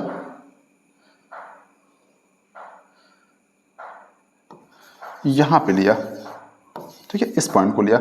अब मैंने बोला इन दोनों पॉइंट के बीच में आप स्लोप बताओ, तो इन दोनों पॉइंट के बीच में स्लोप कैसे निकालेंगे। सबसे पहले काम करना क्या होता है कि जो आपको कोऑर्डिनेट खोजना होता है, हम लोग कोऑर्डिनेट को कैसे लिखते हैं, x, y के फॉर्म में लिखते हैं, x, y के फॉर्म में लिखते हैं। तो पहले इस पॉइंट को आप यहाँ पे स्ट्रेट मिलाओ, ये इसके साथ मिल रहा है और ये इसके साथ मिल रहा है, ये वाला पॉइंट होता है x, तो यहाँ पे लिखेंगे हम लोग क्या 4, y एक्सिस क्या है 40, इसको 40 कर दो, इस फॉर्म में लिखो। सिमिलरली आप इसको मैच कराओ, ये नीचे 8 के नीचे जा रहा है और ये 80 के नीचे जा रहा है, तो x को पहले लिखते हैं, तो लिखेंगे यहाँ पे 8, 80। अब अगर आपसे पूछता है कि इन दोनों पॉइंट्स के बीच में, इन दोनों पॉइंट्स के बीच में स्लोप कितना होगा, कितना स्लोप होगा, तो कैसे निकालोगे। देखो इस पहले पॉइंट को आप इसको मान लो x1, इसको मानो y1, इसको मानो x2, इसको मान लो y2, ये। अब सीधे क्या है, स्लोप के फॉर्मूले पे उठा के आप रख दो, तो स्लोप इज इक्वल क्या मिला, y2 क्या था आपका 80 माइनस 40 अपॉन 8 माइनस 4, इसी को कैलकुलेट कर देते हैं, आंसर आ जाएगा 40 बाई 4 10, तो इसका स्लोप हो गया 10। सिंपल। तो ये कुछ बेसिक चीजें हैं जो आपको मैंने बता दिया, स्लोप ये फॉर्म होता है y बाई एक्स और ये। अब चलो एक एक करके स्टडी करते हैं। अब कुछ ग्राफिकल रिप्रेजेंटेशन है जो आपको जानने चाहिए, तो कुछ सिंबल्स हैं, इसको पहचानो क्या होता है। अगर कोई ये x एक्सिस है, ये y एक्सिस है, अगर कोई लाइन इस फॉर्म में ड्रॉ है, इस फॉर्म में ड्रॉ है, तो इसका मतलब होता है कि स्लोप जो है आपका वो कांस्टेंट है, चेंज नहीं हो रहा है, वही सेम चल रहा है। इसमें x एक्सिस y एक्सिस जो होता है वो सेम है। तो ऐसा अगर ग्राफ आपको दिख रहा है तो इससे पता चलता है कि आपका जो स्लोप है वो कांस्टेंट है, वो मूव नहीं, ना इंक्रीज हो रहा है ना डिक्रीज हो रहा है। ठीक है, ये फर्स्ट फॉर्म हो गया। अगर आप किसी इस पॉइंट के बीच में स्लोप निकालोगे, इसके भी इन दोनों के बीच में स्लोप निकालोगे, इन दोनों के बीच में या इन दोनों के बीच में, तो स्लोप आपका हमेशा कांस्टेंट ही आएगा, सेम ही आएगा। तो अब नेक्स्ट, ये पहला केस हो गया। अब सेकंड में क्या है कि अगर कुछ ऐसा नोटेशन आपको दिख रहा है, तो इसका मतलब होता है कि आपका स्लोप इंक्रीज हो रहा है। ठीक है, इस ये नोटेशन दिखाता है कि आपका स्लोप जो होता है वो इंक्रीज हो रहा है, मतलब चेंज हो रहा है। ठीक है। थर्ड होता है, ये दिखाता है कि स्लोप आपका जीरो है। स्लोप जीरो क्यों है? जब भी क्या होता है कि कोई भी लाइन एक्स एक्सिस के पैरेलल होती है तो वहां पे स्लोप जीरो होता है। अगर आप कैलकुलेट करोगे तो वैल्यू आपकी जीरो आएगी। तो इस कंडीशन में अगर ऐसी लाइन है तो स्लोप आपका जीरो रहेगा। नेक्स्ट, अगर लाइन इस फॉर्म में है तो इसका मतलब होता है कि स्लोप आपका नेगेटिव आ रहा है। अगर आप कैलकुलेट करते हैं दो पॉइंट्स के बीच में तो स्लोप की वैल्यू आपकी माइनस में आएगी, तो इसका मतलब हुआ स्लोप नेगेटिव है। ये ऐसे ऐसे ग्राफिकल रिप्रेजेंटेशन है जो बड़े इंपॉर्टेंट है। तो अगर इस फॉर्म में लाइन हो गई है तो इसका मतलब आपका स्लोप नेगेटिव है। चलो नेक्स्ट और लास्ट केस क्या है कि देखो दो पॉइंट है, एक ए है एक बी है। इसमें जो है बी का स्लोप ए से ज़्यादा है। अब ये डिपेंड कैसे करता है, कैसे पता चला बी का ज़्यादा है ए का कम है? एंगल पे। देखो जिसकी एंगल ज़्यादा उसका स्लोप ज़्यादा। अब ध्यान से देखो, तो जो बी एंगल बना रही है वो ए से ज़्यादा बना रहा है। बी का एंगल जो है वो ए से ज़्यादा है, तो जिसका एंगल ज़्यादा होगा उसका स्लोप भी ज़्यादा होगा। तो बी का एंगल ज़्यादा है तो इसलिए बी का स्लोप जो होगा वो ए से ज़्यादा होगा। तो आई होप पांचों नोटेशन आपको समझ में आ गया होगा क्या क्या है। ये आपको दिखाता है कि स्लोप जीरो है, ये दिखाता है कि आपका स्लोप इंक्रीज हो रहा है, और अगर इस फॉर्म में 45 डिग्री के फॉर्म में है तो ये स्लोप कांस्टेंट है, इस बात को दिखाता है। और अगर इस फॉर्म में है तो ये नेगेटिव को दिखा रहा है। और इसमें क्या होता है कि हम दो स्लोप्स के बीच में कंपैरिजन करते हैं। इसमें कैसे पता चलेगा? जिसका एंगल ज़्यादा होगा उसका स्लोप भी ज़्यादा होगा। मतलब इसमें स्लोप देखने में लग रहा है कि इसमें स्लोप ज़्यादा है, इसमें कम है। जितना नीचे आप आओगे स्लोप उतना कम होता जाएगा, जितना ऊपर जाओगे स्लोप ज़्यादा होता जाएगा। चलो आगे बढ़ते हैं। अब आता है डिस्टेंस टाइम ग्राफ। इसमें से सबको एग्जाम में क्वेश्चन भी बनेंगे। डिस्टेंस टाइम ग्राफ, इसमें क्या होता है कि आपका डिस्टेंस और टाइम के बीच में ग्राफ होता है। नीचे आप देखोगे टाइम है और ऊपर इधर क्या है? डिस्टेंस है। इधर टाइम दे रखा है, इधर डिस्टेंस दे रखा है, और एक ही आपका लाइन ड्रॉ है। अब इस ग्राफ के थ्रू आपको क्या पता चलता है?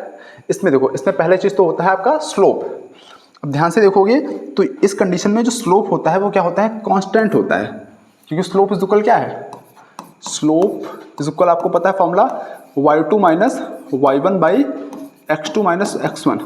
अगर आप वैल्यू रख के कैलकुलेट करते हैं तो आपको हर एक पॉइंट, जैसे इन दो पॉइंट के बीच में आपको स्लोप जो होता है वो सेम मिलेगा। आप रख के चेक करना, आपको सेम मिलेगा। तो ये पता चलता है कि स्लोप इसका कांस्टेंट है। सिमिलरली आपको पता है कि स्पीड इज इक्वल टू होता क्या है? Distance upon time. तो अब अगर मैं दो पॉइंट के बीच में रख के वैल्यू चेक करता हूं तो ऐसे अगर ग्राफ है, ऐसे ग्राफ में क्या होता है कि अगर स्लोप कांस्टेंट है तो स्पीड भी कांस्टेंट होती है। मतलब इन दो पॉइंट के बीच में जो स्पीड होगी वही इन दो पॉइंट के बीच में स्पीड होगी, वही इन दो पॉइंट के बीच में स्पीड होगी। तो आपकी स्पीड भी कांस्टेंट है।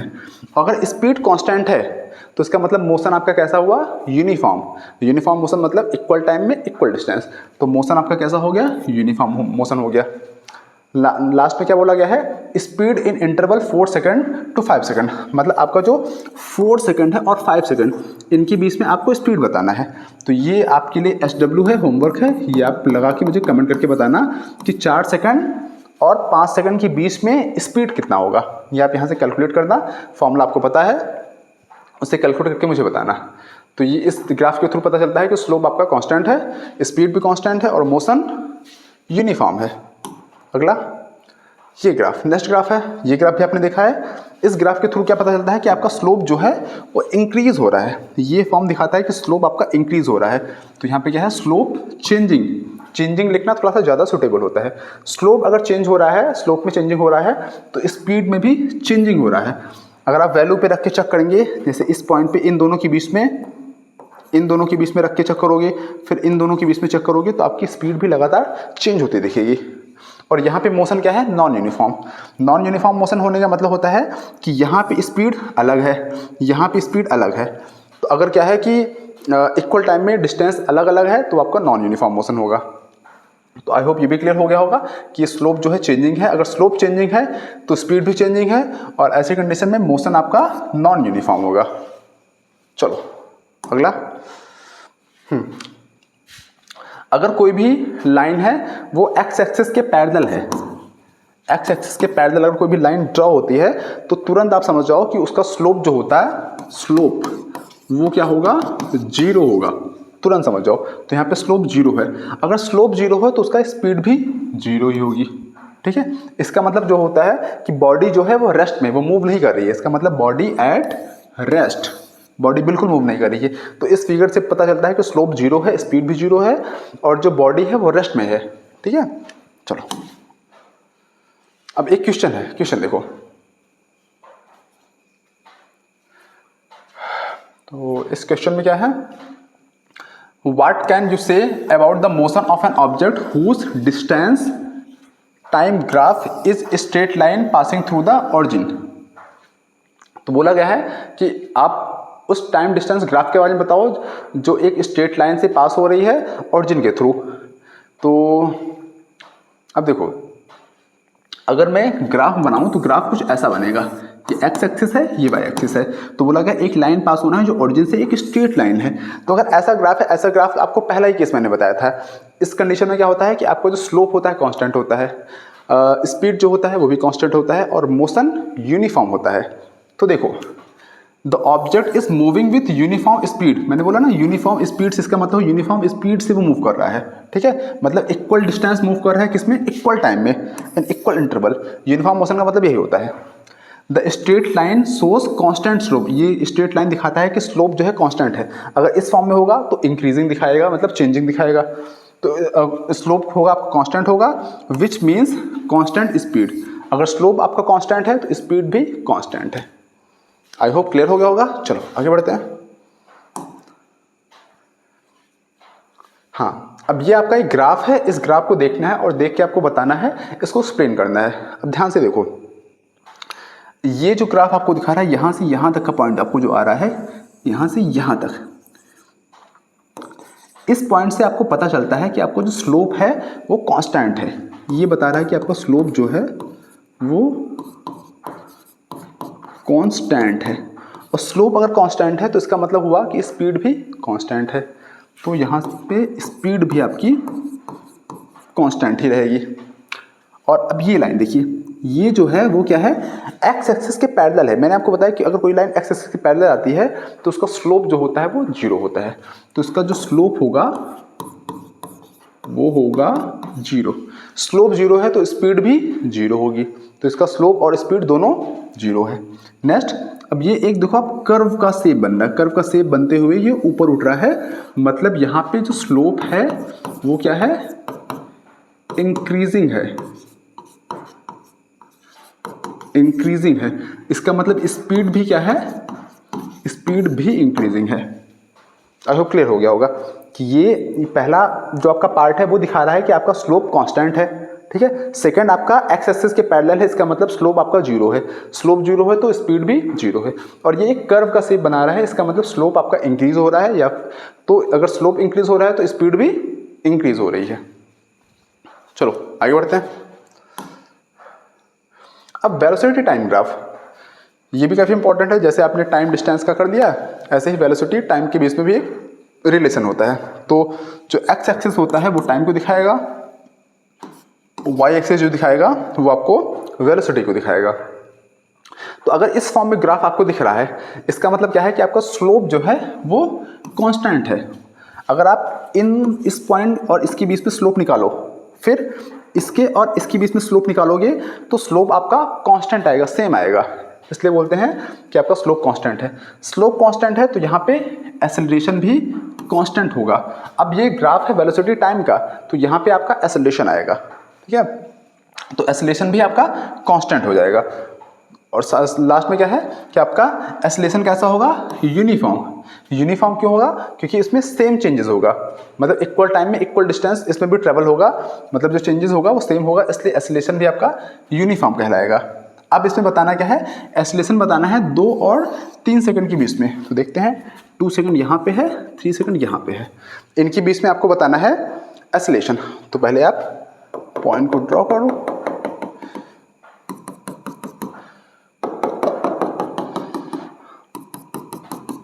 इनके बीच में एक्सेलरेशन बताना है। अब देखो, तो इनके बीच में टाइम कितना हो रहा है एक्सेलरेशन के लिए, मैंने फॉर्मूला क्या बताया था, a = v - u/t, ये सिंपल फॉर्मूला है। अब समय कितना है, 2 और 3 सेकंड के बीच में टाइम कितना लग रहा है, 1 सेकंड का टाइम लग रहा है। और यहाँ पे स्टार्टिंग में वेलोसिटी कितनी थी, u, इसको u से रिप्रेजेंट करते हैं, फाइनल में कितना हुआ, 60 हुआ। ठीक है, बस वैल्यू उठा के पुट करो, v कितना है 60 माइनस u 40 अपॉन टाइम, 2 से 3 सेकंड तक के बीच में टाइम कितना लगा, 1 सेकंड। तो ए इज इक्वल टू हुआ आपको 20 मीटर पर सेकंड स्क्वायर। ये इसका सोल्यूशन हो गया, सिंपल कॉन्सेप्ट। चलो आगे बढ़ते हैं। अब ये ग्राफ, ये क्या होता है, ये स्लोप को दिखाता है, ये दिखाता है कि स्लोप लगातार चेंज हो रहा है। सेम वही फॉर्म है, ये एक्स एक्सिस है, ये वाई एक्सिस है। अब इससे पता चलता है कि स्लोप आपका चेंजिंग है, लगातार स्लोप चेंज हो रहा है। अब स्लोप अगर चेंज हो रहा है तो आपका एक्सेलरेशन भी चेंज होगा, एक्सेलरेशन भी आपका इंक्रीज होगा साथ में। ठीक है, और यहाँ पे जो एक्सेलरेशन होगा वो नॉन यूनिफॉर्म होगा, यूनिफॉर्म नहीं होगा।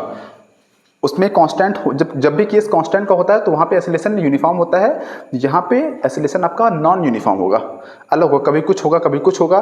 कभी मान लीजिए आपकी एक्सेलरेशन है 2 मीटर पर सेकंड स्क्वायर, फिर हो गया 4 मीटर पर सेकंड स्क्वायर। जब एक्सेलरेशन एक जैसा हो, जैसे पहले केस में एक्सेलरेशन क्या था, हर जगह सेम रहेगा, जैसे 2 मीटर पर सेकंड स्क्वायर का एक यहाँ भी है, आगे भी 2 मीटर पर सेकंड स्क्वायर का है, तो वहाँ पे एक्सेलरेशन आपका यूनिफॉर्म। अब यहाँ पे एक बार 2 है, फिर अगली बार 3 हो गया, फिर अगली बार 4 हो गया, तो वो एक्सेलरेशन कहलाएगा नॉन यूनिफॉर्म। अब क्या है, नेक्स्ट आपको एक क्वेश्चन बोला गया है कि आपको 10 और 20 सेकंड और 20 और 30 सेकंड के बीच में एक्सेलरेशन बताना है। 10 to 20 सेकंड और 20 to 30 सेकंड के बीच में एक्सेलरेशन बताना है। ये आपका होमवर्क होगा, ये आप वहाँ पे खुद करना, सिंपल है। बस आप टाइम मैच कराना, यहाँ से मैच कराना। जब इनके बीच में निकालना है तो टाइम आपका 10 सेकंड हो जाएगा और u आपका ये हो जाएगा, v आपका ये हो जाएगा। तो v minus you 30 minus 10 20 by, और टाइम कितना हुआ 10 सेकंड। मतलब एक केस में कर दे रहा हूँ, a is equal to v minus u by t, पहले वाले केस के लिए। तो v कितना है 30 माइनस 10 बाई टाइम कितना है, टाइम 10 सेकंड। इन दोनों के बीच पे 10-20 सेकंड के बीच में गैप 10 ही सेकंड का है, तो 10 is equal to 2 metre per second square. ये इसका एक्सेलरेशन आ गया। पहला केस मैंने कर दिया, आप 20 से 30 सेकंड के बीच वाला आप निकाल देना। चलो आगे बढ़ते हैं, इसको नोट डाउन कर लेना, बड़े इंपॉर्टेंट ग्राफ मैंने बना रखे हैं, एग्जाम में बहुत काम आएगा। अब नेक्स्ट है आपका टाइम वेलोसिटी ग्राफ में आपका जब भी कोई भी बॉडी, कोई भी लाइन एक्स एक्सिस के पैरेलल होती है तो वहाँ पे स्लोप क्या होता है, जीरो। सेम वही फिनोमिना है। अगर स्लोप जीरो है तो स्लोप जीरो में एक्सेलरेशन भी जीरो होता है, डायरेक्ट कनेक्शन इन लोग का होता है। स्पीड सेम होती है, इसमें स्पीड में चेंज नहीं होती। इसका मतलब होता है कि देखो ये वेलोसिटी को दिखा रहा है, तो इसका मतलब ये एक वेलोसिटी के साथ लगातार चले जा रहा है, कोई दिक्कत नहीं है। तो इसका मतलब वेलोसिटी क्या हुआ आपका, सेम हुआ। और वेलोसिटी अगर सेम होगा तो मोशन क्या होगा, यूनिफॉर्म। वेलोसिटी सेम होने का, स्पीड सेम होने का मतलब मोशन उसका यूनिफॉर्म चल रहा है। ठीक है, तो क्वेश्चन आपके एग्जाम में ऐसे बन सकते हैं कि अगर आपको ऐसे ग्राफ दे देगा, ग्राफ देने के बाद पूछेगा इसका स्लोप बताओ, तो स्लोप जीरो, एक्सेलरेशन जीरो। ठीक है, स्पीड क्या होगी, तो स्पीड देखो सेम स्पीड से चल रहा है, और सेम स्पीड से चल रहा है तो इसका मोशन क्या होगा, यूनिफॉर्म। चलो आगे बढ़ते हैं। अब ये नेगेटिव का केस है। ये मैंने आपको बता रखा था कि अगर कुछ ग्राफ इस फॉर्म में है तो इसका मतलब जो स्लोप है वो देखो नेगेटिव नीचे की तरफ जा रहा है। ठीक है, नीचे की तरफ। अगर कुछ इस फॉर्म में होता है तो ऊपर की तरफ उठता है तो इंक्रीजिंग है, चेंजिंग है। अगर ऐसा है तो इसका मतलब स्लोप जो होता है वो क्या है, नेगेटिव है। अगर स्लोप नेगेटिव है तो एक्सेलरेशन भी आपका नेगेटिव होगा, एक्सेलरेशन भी नेगेटिव है। और इसका मतलब क्या होता है कि नीचे की तरफ आने का मतलब होता है कि आपकी स्पीड लगातार डिक्रीज हो रही है। ठीक है, तो स्पीड आपकी लगातार डिक्रीज हो रही है। तो इस ग्राफ से पता चलता है कि आपकी स्पीड लगातार डिक्रीज हो रही है। चलो आगे बढ़ते हैं। अब एक क्वेश्चन देख लेते हैं। क्वेश्चन में बोला गया है, what can you say about the motion of an object if its velocity time graph is a straight line pass parallel to the time axis. एक ग्राफ है, इसमें स्ट्रेट लाइन जो है वो टाइम एक्सिस मतलब एक्स एक्सिस के साथ में पैरेलल है। अगर कोई भी स्ट्रेट लाइन है वो एक्स एक्सिस के साथ में पैरेलल है तो इसका मतलब क्या होता है, उसका स्लोप क्या होगा, स्लोप तो तुरंत क्लियर हो जाता है, वो होता है क्या, जीरो।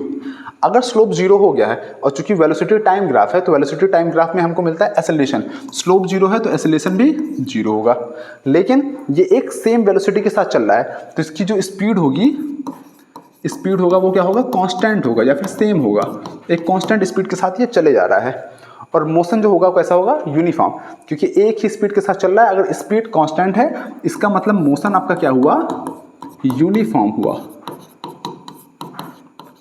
Uniform motion. वही सेम चीज देखो, स्लोप जीरो है, acceleration zero, speed same, uniform motion. इस क्लियर। चलो आगे बढ़ते हैं। अब कुछ की पॉइंट्स हैं, की पॉइंट्स को याद कर लो, ये भी इंपॉर्टेंट है। इस पे क्वेश्चन अभी बनेगा, आपसे पूछेगा, आपसे क्या पूछेंगे कि जो वेलोसिटी टाइम ग्राफ होता है इसके थ्रू पूछेंगे कि आप डिस्टेंस बताओ। अब है क्या, देखो ध्यान से देखना है, area under velocity time graph is equal distance. मतलब अगर आपको वेलोसिटी टाइम ग्राफ दे रखा है और इसके बाद आपसे पूछ रहे हैं कि एक काम करो डिस्टेंस बताओ, तो डिस्टेंस क्या होता है, distance is equal to area under velocity time graph. मतलब जो वेलोसिटी टाइम का जो ग्राफ होता है उसके अंडर जो एरिया आता है, मतलब ये जो लाइन आपको दिख रही है, ये लाइन दिख रही है, इसके अंदर जो जो एरिया आता है, ये एरिया, इसका हम एरिया जब निकालेंगे तो इसका जो भी एरिया आएगा यही एरिया क्या होगा कि आपका डिस्टेंस कहलाएगा। क्लियर हुआ कि area under the velocity time graph, velocity time graph के अंडर में जो एरिया आता है, इसके नीचे जो एरिया आ रहा है यही एरिया, मतलब सैडेड रीजन, जो आपका सैडेड रीजन है या फिर सैडेड एरिया है, वही इज इक्वल टू डिस्टेंस। उसको जो आप कैलकुलेट करेंगे तो उसकी जो वैल्यू आएगी वही डिस्टेंस कहलाएगी। तो एग्जाम में क्वेश्चन अभी आपसे पूछेंगे कि वेलोसिटी टाइम ग्राफ जो है इसके थ्रू क्या है कि आप बताओ कि डिस्टेंस कितना आएगा। तो अभी ऐसे क्वेश्चन हम लोग कुछ करेंगे तो उसके थ्रू आपको आइडिया भी हो जाएगा कैसे सॉल्व होना है। नोट डाउन कर दो, आगे बढ़ते हैं। ये नेक्स्ट एक ग्राफ का क्वेश्चन है, बहुत इंपॉर्टेंट क्वेश्चन है। इसमें क्या है, आपको इस ग्राफ की हेल्प से ये जो दिए हुए क्वेश्चंस हैं इनको सॉल्व करना है। अब है क्या, एक एक करके हम सॉल्व करते हैं। देखो फर्स्ट, सबसे पहले बोला गया है कैलकुलेट करना है acceleration in first 2 second. Starting के 2 सेकंड में आपको एक्सीलरेशन कैलकुलेट करना है। तो स्टार्टिंग का 2 सेकंड यहाँ से स्टार्ट हुआ और यहाँ पे आया, स्टार्टिंग का 2 सेकंड। अब देखो ये आपका ऑरिजिन है, यहाँ पे कोऑर्डिनेट होगा 0,0 और यहाँ पे कोऑर्डिनेट आपका क्या होगा, एक्स एक्सिस पे 2 और वाई पे 4। तो ये आपका बनेगा x1, y1 और ये बना आपका x2, y2। अब आपको स्टार्टिंग के 2 सेकंड में एक्सीलरेशन बताना है। तो एक्सीलरेशन जो होता है वो आपका, क्योंकि ये ग्राफ जो है कौन सा है, वेलोसिटी टाइम ग्राफ है, तो एक्सीलरेशन इज इक्वल जो होता है वो स्लोप के इक्वल होता है। स्लोप इज इक्वल क्या, y बाई एक्स। तो y बाई एक्स जो होता है वही स्लोप होता है। स्लोप जो होता है वो क्या होता है, y2 minus y1 upon x2 minus x1 is equal, अब यहाँ पे y2 क्या है 4 minus y1 0 upon x2 2 minus 0। अब यहाँ से कैलकुलेट करेंगे तो क्या मिला आपको, 2 मीटर पर सेकेंड स्क्वायर। ये आपका हो गया एक्सेलरेशन। ये किसके लिए हो गया, स्टार्टिंग के 2 सेकंड में आपका एक्सेलरेशन कितना बना, 2 मीटर पर सेकेंड स्क्वायर। अब इसके साथ में क्या है, अब नेक्स्ट क्वेश्चन क्या है आपका, लास्ट 2 सेकंड में, लास्ट 2 सेकंड में से क्या है आपका एक्सेलरेशन कितना होगा, मतलब इसकी बात हो रही है। अब जब इसकी बात हो रही है तो अब देखो, अब ये पॉइंट जो होगा इसका कोऑर्डिनेट क्या होगा, इसका होगा एक्स एक्सिस पे 6, वाई पे 0। इसका कोऑर्डिनेट क्या होगा, एक्स एक्सिस पे कितना है 8 और वाई पे देखोगे तो कितना होगा -4। इसको ध्यान से देखना है, -4, तो ये होगा 8, -4। अब इनके आप एक्सेस लिख लो, तो ऊपर को आप कर दो x1, y1 और इसको लिख लो x2, y2। जैसे आपने फर्स्ट में किया है वही सेम केस होगा आपका सेकंड में। तो सेकंड को देखो, सेकंड में क्या करोगे आप, a is equal same y2 minus y1 by x2 minus x1। अब y2 क्या हुआ यहाँ पे -4 माइनस y1 कितना हुआ 0 हुआ अपॉन x2 कितना हुआ, x2 8 माइनस x1 कितना हुआ 6 हुआ। बस कैलकुलेट कर दो, -4/2 कैंसिल आउट होगा तो a इज इक्वल मिला आपको -2 मीटर पर सेकेंड स्क्वायर। और आपको पता है कि जब भी एक्सेलरेशन नेगेटिव में होता है तो वो कहलाता है रिटार्डेशन। चलो ये 2 पॉइंट हो गए आपके। अब तीसरा आपको कवर करना है डिस्टेंस, वही जो मैंने आपको की पॉइंट बताया ना, डिस्टेंस कैसे कवर करना है, अब उसी के हेल्प से हम लोग यहाँ पे डिस्टेंस निकालेंगे। तो इसको भी नोट डाउन कर दिया होगा आप लोगों ने। चलो अब थर्ड हम लोग निकालते हैं डिस्टेंस। अब बोला गया डिस्टेंस निकालो 4 सेकंड में, तो यहाँ से लेके 4 सेकंड के बीच का डिस्टेंस। तो जब भी डिस्टेंस निकालना होता है तो डिस्टेंस बराबर क्या होता है, area covered under velocity graph. तो डिस्टेंस इज इक्वल जो होता है वो क्या होता है, area under we T graph. Velocity time का जो ग्राफ होता है उसके अंदर जो एरिया आएगा वही होगा डिस्टेंस कहलाएगा। अब इसके बीच में निकालना है तो इसको पूरा साइड कर दो, ये पोर्शन पूरा साइडेड, और हम इसी का पूरे का एरिया निकालेंगे। जो भी एरिया आएगा वही कहलाएगा आपका डिस्टेंस। अब देखो डिस्टेंस इज इक्वल, अब देखो इस पूरे का निकालना है तो पहले हम क्या करते हैं, इसका एक अलग निकाल लेते हैं। ये क्या है, एक ट्रायंगल है। ट्रायंगल का एरिया का फॉर्मूला हमको पता है 1/2 बेस इंटू हाइट। तो बेस कितना है 2, यहाँ पे 2 इंटू हाइट कितनी है यहाँ से यहाँ, ये कितना है 4 इंटू 4 प्लस, अब साथ में क्या है कि पूरे का निकालना था तो अब इसका अलग निकालेंगे। ये चूंकि एक क्या है, एक रेक्टेंगल जैसा है, तो रेक्टेंगल का आपको पता है यहाँ से यहाँ तक का डिस्टेंस अगर लेते हैं तो 2 और यहाँ से यहाँ तक का 4। तो डिस्टेंस रेक्टेंगल के लिए एरिया का फॉर्मूला होता है L इंटू बी, तो 2 इंटू 4, यहाँ से 2 से 2 कैंसिल आउट हुआ, यहाँ मिला 4 plus 8, it will make 12 metre. ये हो गया डिस्टेंस। बस इतना ही था। इतने ही सिंपल तरीके से आप आराम से क्वेश्चंस को सॉल्व कर सकते हैं। चलो आगे बढ़ते हैं। अब आपका आता है इक्वेशंस ऑफ मोशन। ये भी काफ़ी इंपॉर्टेंट है, इस पे क्वेश्चंस बहुत बनते हैं। इक्वेशंस ऑफ मोशन जो होता है उसमें होता क्या है कि ये कब लागू होता है, जब कोई भी ऑब्जेक्ट स्ट्रेट लाइन में मोशन करता है और यूनिफॉर्म एक्सेलरेशन के साथ। ये इक्वेशंस जो आपको दिख रहे हैं बोर्ड पे, जो भी क्वेश्चन आपको तीनों दिख रहे हैं, ये क्वेश्चन सिर्फ तभी लागू होते हैं जब आपकी कोई भी बॉडी स्ट्रेट लाइन में मोशन करती है। मतलब स्ट्रेट लाइन मतलब या तो मैं ऐसे सीधे जा रहा हूँ, ठीक है, या तो ऊपर की तरफ जा रहा हूँ, या तो इधर जा रहा हूँ, स्ट्रेट लाइन होनी चाहिए। अगर स्ट्रेट लाइन में बॉडी मोशन कर रही है तब ये फॉर्मूले एप्लीकेबल होंगे। और फॉर्मूले में क्या है, पहला फॉर्मूला है v equal u plus a t, second है s equal u t plus half a t square, third one is v square equal to u square plus 2as। इसमें नोटिफिकेशन जो है वो देख लो। u जो होता है उसको मैंने आपको पहले ही बता रखा है, तो उसको बोलते हैं इनिशियल वेलोसिटी। मतलब कोई भी ऑब्जेक्ट स्टार्ट हो रहा है तो सबसे पहले उसकी वेलोसिटी क्या है, वो आपका है इनिशियल वेलोसिटी। v क्या है, फाइनल वेलोसिटी। लास्ट में उस बॉडी की क्या वेलोसिटी थी, वो होती है फाइनल वेलोसिटी। a एक्सेलरेशन पता है आपको, t टाइम, और s डिस्प्लेसमेंट या डिस्टेंस, जो भी आप ले सकते हैं। तो ये कुछ नोटिफिकेशन होते हैं और इस पे बेस्ड हम 1-2 क्वेश्चन की प्रैक्टिस करेंगे सो दैट आराम से आप सॉल्व कर सकेंगे क्वेश्चंस को।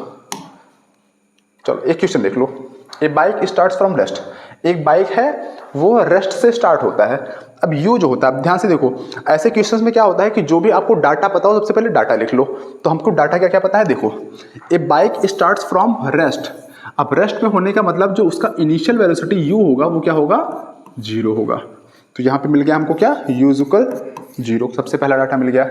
And accelerates uniformly at 4 metre per second square, मतलब उसका एक्सेलरेशन हमको मिल गया a equal 4 metre per second square, उसका एक्सेलरेशन मिल गया।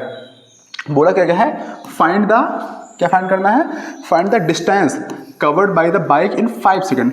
5 सेकेंड में ये बाइक कितना डिस्टेंस ट्रेवल करेगी। तो t इक्वल क्या मिला आपको, 5 सेकेंड। और डिस्टेंस निकालने का मतलब आपको s निकालना है। s क्या होगा, अब s निकालने के लिए क्या करें, फॉर्मूला देखो। आपको s के लिए फॉर्मूला कौन सा होता है, एक होता है s equal u t plus half a t square, ठीक है, या तो ये लगाओ या तो होता है v square equal to u square plus 2as, वो होता है। तो अब क्या है, आप ध्यान से देखो, तो s निकालना है तो s के लिए क्या होता है, इसमें सारे डाटा आपको पता है, u पता है, t पता है, a पता है, बस वैल्यू रख दो। तो s equal to s equals u कितना है 0 इंटू t टाइम कितना है 5 प्लस हाफ a कितना है 4 एंड टाइम इज 5। तो यहाँ पे 5 का स्क्वायर, एस इज इक्वल मिलेगा 2 से कैंसिल आउट हुआ, मिला 2 इंटू 25, 5 का square 25 is equal 50 metre distance, मतलब वो बाइक 5 सेकंड में 50 मीटर तक जाएगी। बस इसी फॉर्मूले पे इजली सॉल्व हो गया। चलो आगे बढ़ो।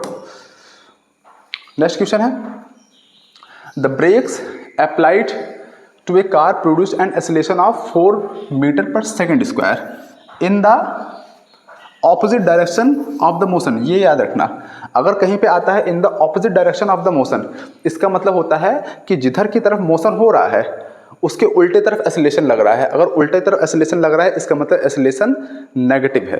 ठीक है, तो यहाँ पे हम लोग ए की जो वैल्यू लेंगे ए is equal 4 metre per second square नहीं लेके माइनस में लेंगे वैल्यू, बस इतना ही चेंजेस करना होता है। तो हम लोगों ने क्या किया, कार पे एक ब्रेक लगाया। जब भी आप ब्रेक लगाएंगे कार में तो आपकी स्पीड बढ़ेगी घटेगी, घटेगी। जब भी स्पीड घटेगी तो एक्सेलरेशन जो होगा वो नेगेटिव में हो जाएगा, और नेगेटिव एक्सेलरेशन को रिटार्डेशन बोलते हैं। तो यहाँ पे आपको मिलेगा, डाटा लिखो पहले, ए इज इक्वल माइनस का 4 मीटर पर सेकंड स्क्वायर, ये पहला डाटा हो गया। बोला गया है if the car takes 2 second to stop, अगर कार को 2 सेकंड लगता है रुकने में, t is equal 2 second, t is equal 2 second to start after the application of brakes, calculate the distance it travels during this time.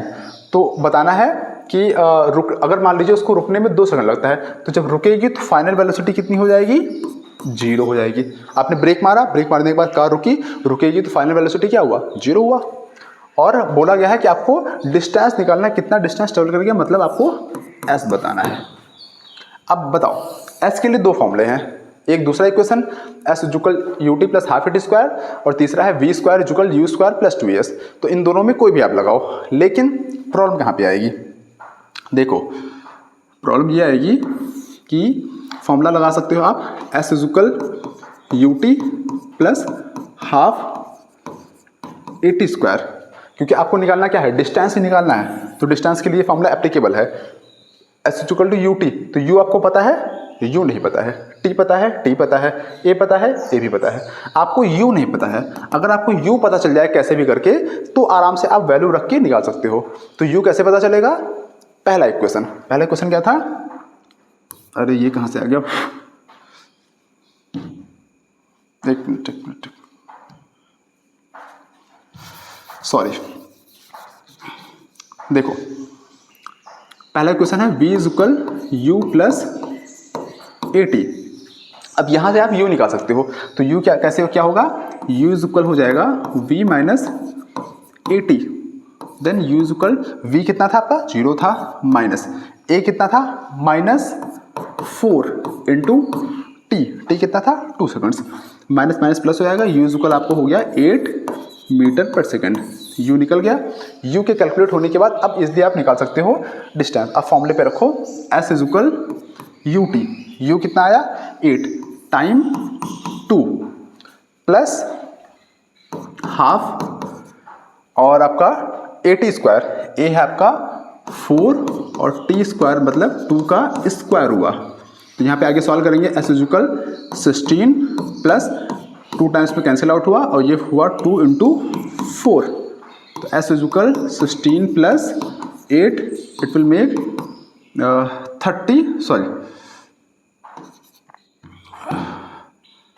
24 metre. 24 metre इसका distance आ गया, ठीक है। और आपको क्वेश्चन में यही पूछा गया था। तो सिंपली जिस चीज़ को आपको जो डाटा गिवन हो पहले डाटा लिखो, और क्वेश्चन सॉल्व करने के लिए फॉर्मूला मैंने लिखा। इसमें मुझे जिस चीज़ की रिक्वायरमेंट थी, मेरे पास यू नहीं था, तो मैंने क्या किया, इसके बाद इस फॉर्मूले की हेल्प से मैंने यू निकाला, यू मिल गया, फिर फॉर्मूले में मैंने रखा, सॉल्व हो गया। बस आपकी क्लास 9 में इससे ऊपर के लेवल के क्वेश्चन नहीं आएंगे, ऐसे ही क्वेश्चन रहेंगे। चलो आगे बढ़ते हैं। अब लास्ट टॉपिक आपका है uniform circular motion. Uniform circular motion का मतलब होता है कि जब भी कोई ऑब्जेक्ट क्या होता है, किसी के अराउंड सर्कुलर मोशन करता है और एक कांस्टेंट वेलोसिटी के साथ, कांस्टेंट स्पीड के साथ, तो वो मोशन आपका यूनिफॉर्म सर्कुलर मोशन होता है। पहले देख लो, When an object moves in circular path, जब भी कोई ऑब्जेक्ट सर्कुलर पथ पे मूव करता है, जैसे हम लोग का अर्थ है सन के अराउंड एक सर्कुलर पथ पे मूव कर रहा है, सर्कुलर पथ पे मूव कर रहा है वो, तो जब भी कोई ऑब्जेक्ट एक सर्कुलर पथ पे मूव करता है विथ यूनिफॉर्म स्पीड और उसका स्पीड यूनिफॉर्म हो, it's motion is called uniform motion. Example, the motion of satellite around the अर्थ, हम लोग के चारों तरफ जो सैटेलाइट्स मूव करते हैं उनका जो मोशन होता है वो होता है कैसा, circular motion, sorry uniform circular motion होता है। देखो ये सैटेलाइट है, ये हम लोग की चारों तरफ, अर्थ की चारों तरफ चक्कर लगा रहा है, तो ये जो मोशन कर रहा है उसको बोलते हैं यूनिफॉर्म सर्कुलर मोशन।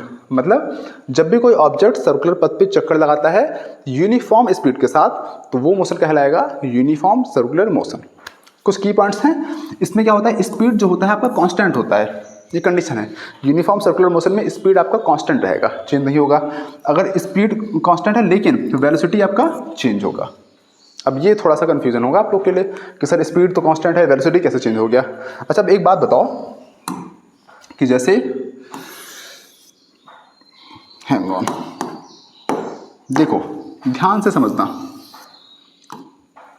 अब मान लेते हैं एक बॉडी है जो मूव कर रहा है, ऐसे मूव कर रहा है, इधर आया, इधर आया, इधर आया, इधर आया, ये बॉडी है, पहले यहाँ था, फिर यहाँ आया, फिर यहाँ आया, फिर यहाँ आया, लगातार मूव कर रहा है। अब आपको बताना क्या है, अब इसकी स्पीड सेम है, ये स्पीड जो है इसकी मान लेते हैं 2 मीटर पर सेकेंड, यहाँ भी 2 metre per second, 2 metre per second, एक कांस्टेंट स्पीड के साथ मूव कर रहा है। अब बोला गया है कि इसका वेलोसिटी चेंज होगा। रीज़न क्या होता है, ध्यान से समझो। वेलोसिटी जो होता है वो क्या होता है, एक वेक्टर क्वांटिटी है। वेक्टर क्वांटिटी में दो चीज़ें होती हैं, एक होता है मैग्नीट्यूड, एक होता है डायरेक्शन। तो आपको जो 2 मीटर पर सेकंड लिखा हुआ है ये मैग्नीट्यूड है, ध्यान से समझो। स्पीड जो होती है ये एक स्केलर क्वांटिटी होती है, तो स्पीड में क्या होता है कि सिर्फ मैग्नीट्यूड होता है। अब यूनिफॉर्म सर्कुलर मोशन में कोई भी ऑब्जेक्ट सर्कुलर पथ पे मूव करता है लेकिन कांस्टेंट स्पीड के साथ, उसकी स्पीड जो होगी यूनिफॉर्म होगी, लेकिन वेलोसिटी जो होती है वो चेंज होती है। क्यों? क्योंकि देखो जब भी कोई ऑब्जेक्ट सर्कुलर पथ पे लगातार मूव करता होता है तो उसका मैग्नीट्यूड तो सेम है, वो तो समझ में आता है, मैग्नीट्यूड सेम है, लेकिन उसका डायरेक्शन तो चेंज हो रहा है। अब अगर वेलोसिटी को आपको चेंज करना है तो वेलोसिटी को चेंज करने का दो तरीका है, या तो मैग्नीट्यूड को चेंज कर दो या तो डायरेक्शन को चेंज कर दो। तो मैग्नीट्यूड तो सेम है, लगातार 2 मीटर पर सेकंड की स्पीड से चल रहा है, तो मैग्नीट्यूड सेम है, लेकिन इसकी डायरेक्शन लगातार चेंज हो रहा है। अभी देखो इस पॉइंट पे डायरेक्शन इधर है, यहाँ पे जैसे आएगा डायरेक्शन इधर हो जाएगा, यहाँ पे जैसे आएगा डायरेक्शन इधर हो जाएगा, तो हर समय डायरेक्शन लगातार चेंज हो रहा है। तो अगर डायरेक्शन चेंज हो रहा है इसका मतलब क्या है, वेलोसिटी में चेंज हो रहा है। ये अभी आप किसी टीचर से अपने पूछोगे, बाकी स्टूडेंट से पूछोगे, डिस्कस करोगे, उनको भी ये आइडिया नहीं है। ये चीज़ क्लियरली समझ लो कि जब भी कोई ऑब्जेक्ट सर्कुलर पथ पर एक कांस्टेंट स्पीड के साथ मूव कर रहा है तो इसका जो स्पीड है, स्पीड वो तो कांस्टेंट है, स्पीड कांस्टेंट है, लेकिन जो वेलोसिटी है वो क्या है, चेंज हो रही है। वो वेलोसिटी चेंज क्यों हो रही है? क्योंकि उसका मैग्नीट्यूड तो सेम है लेकिन डायरेक्शन हमेशा चेंज हो रहा है, हर पॉइंट पे डायरेक्शन चेंज हो रहा है। और वेलोसिटी को चेंज करने के लिए या तो मैग्नीट्यूड चेंज करो या तो डायरेक्शन। मैग्नीट्यूड तो कांस्टेंट है लेकिन डायरेक्शन हर पॉइंट पे चेंज हो रहा है, इसलिए इसकी वेलोसिटी चेंज होगी। यही चीज़ इस पॉइंट में मेंशन किया गया है, स्पीड कांस्टेंट है लेकिन वेलोसिटी आपका चेंज हो रहा है। और एक पॉइंट ये भी जान लो, एसिलेशन इज नॉट जीरो, इसमें एसिलेशन जो होगा वो जीरो नहीं होगा। अब ये दिमाग मत लगाना कि नहीं सर स्पीड तो कांस्टेंट है तो एसिलेशन जीरो हो जाना चाहिए, नहीं होगा। खैर ये थोड़ा ऊपर की चीज़ें हैं, बट अभी आपके लिए इतना ही काफ़ी है कि एसिलेशन इसका जीरो नहीं होगा। ये कुछ मैंने एक्स्ट्रा भी बता दिया है। तो ये आपका लास्ट टॉपिक है और इसके रिगार्डिंग क्या है, एक मैं क्वेश्चन भी करा दे रहा हूँ आपको। चलो ये क्वेश्चन देख लो, ये इस चैप्टर का लास्ट क्वेश्चन होगा। देखो बोला गया है एक आर्टिफिशियल सैटेलाइट है। आर्टिफिशियल सैटेलाइट ऐसे सैटेलाइट होते हैं जो हम लोग खुद बनाते हैं, जैसे कम्युनिकेशन हो गए, वैसे सैटेलाइट खुद बनाते हैं। Is moving in a circular orbit, circular orbit में मूव कर रहा है। ऑफ रेडियस उसका 42250 किलोमीटर है। Calculate its speed if it takes 24 hour to revolve around the earth. देखो ऐसे समझो कि आपका अर्थ है, अब इसके अराउंड में क्या है कि एक सैटेलाइट है, सैटेलाइट है, ठीक है, और वो एक सर्कुलर ऑर्बिट में मूव कर रहा है। कुछ ऐसा समझ लो, रुको, मान लेते हैं यहाँ पे आपका सैटेलाइट है, वो अर्थ के अराउंड मूव कर रहा है और जो उसका रेडियस है वो रेडियस कितना है 42,250 किलोमीटर, इतना इसका रेडियस है। ये इसके अर्थ के अराउंड लगातार मूव कर रहा है, ठीक है। और उसको एक चक्कर पूरा करने में, एक रिवॉल्व करने में 24 आवर्स लग रहा है टाइम। तो उसको जो आपका आर है, पहले डाटा लिखो, आर इक्वल कितना दे रखा है 42,250 किलोमीटर, ये आपका रेडियस है। टाइम कितना लग रहा है 24 आवर लग रहा है, ठीक है। अब क्या करना है, इसकी स्पीड को कैलकुलेट करना है। देखो आपको फॉर्मूला पता है, फॉर्मूला आपको पता है, स्पीड इज इक्वल होता क्या है, स्पीड इज इक्वल टू क्या होता है, डिस्टेंस अपॉन टाइम।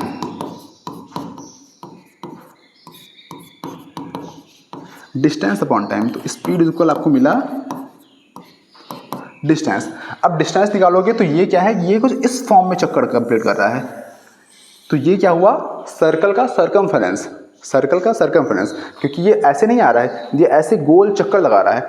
तो एक सर्कल का जो सर्कमफेरेंस होता है वो होता है क्या 2πr अपॉन उस चक्कर को पूरा करने में जो टाइम लग रहा है उसको बोल देते हैं t। बस यही फॉर्म है। तो स्पीड इक्वल मिला आपको 2π 3.14 पाई की वैल्यू होती है इनटू, इसको मैं थोड़ा इरेज कर दे रहा हूँ सो दैट सॉल्व हो पाए। आर की वैल्यू 42250 अपॉन टाइम 24 आवर। अब बस इसी को आप कैलकुलेट कर देना, क्योंकि कैलकुलेशन है, आप आराम से घर पे कर सकते हो। कैलकुलेट करोगे, जो आंसर आएगा वही आपका आंसर होगा। तो इस टाइप के क्वेश्चन में आपको ये ऐसे टाइप के बन सकते हैं। ये फॉर्मूला जरूर याद रखना। अगर यूनिफॉर्म सर्कुलर मोशन है, सर्कुलर मोशन है, तो वहाँ पे स्पीड इज इक्वल फॉर्मूला बनता है 2πr/t। इंपॉर्टेंट फॉर्मूला ये भी है, इसको भी नोट कर देना। इसी के साथ ये चैप्टर खत्म हुआ। आई होप आपको ये लेक्चर पसंद आया होगा, और जैसा भी आपको ये लेक्चर लगा प्लीज़ कमेंट कीजिएगा, और नेक्स्ट जो भी वीडियो आपको देखना होगा प्लीज़ मुझे कमेंट करके बताइएगा। तब तक के लिए थैंक यू।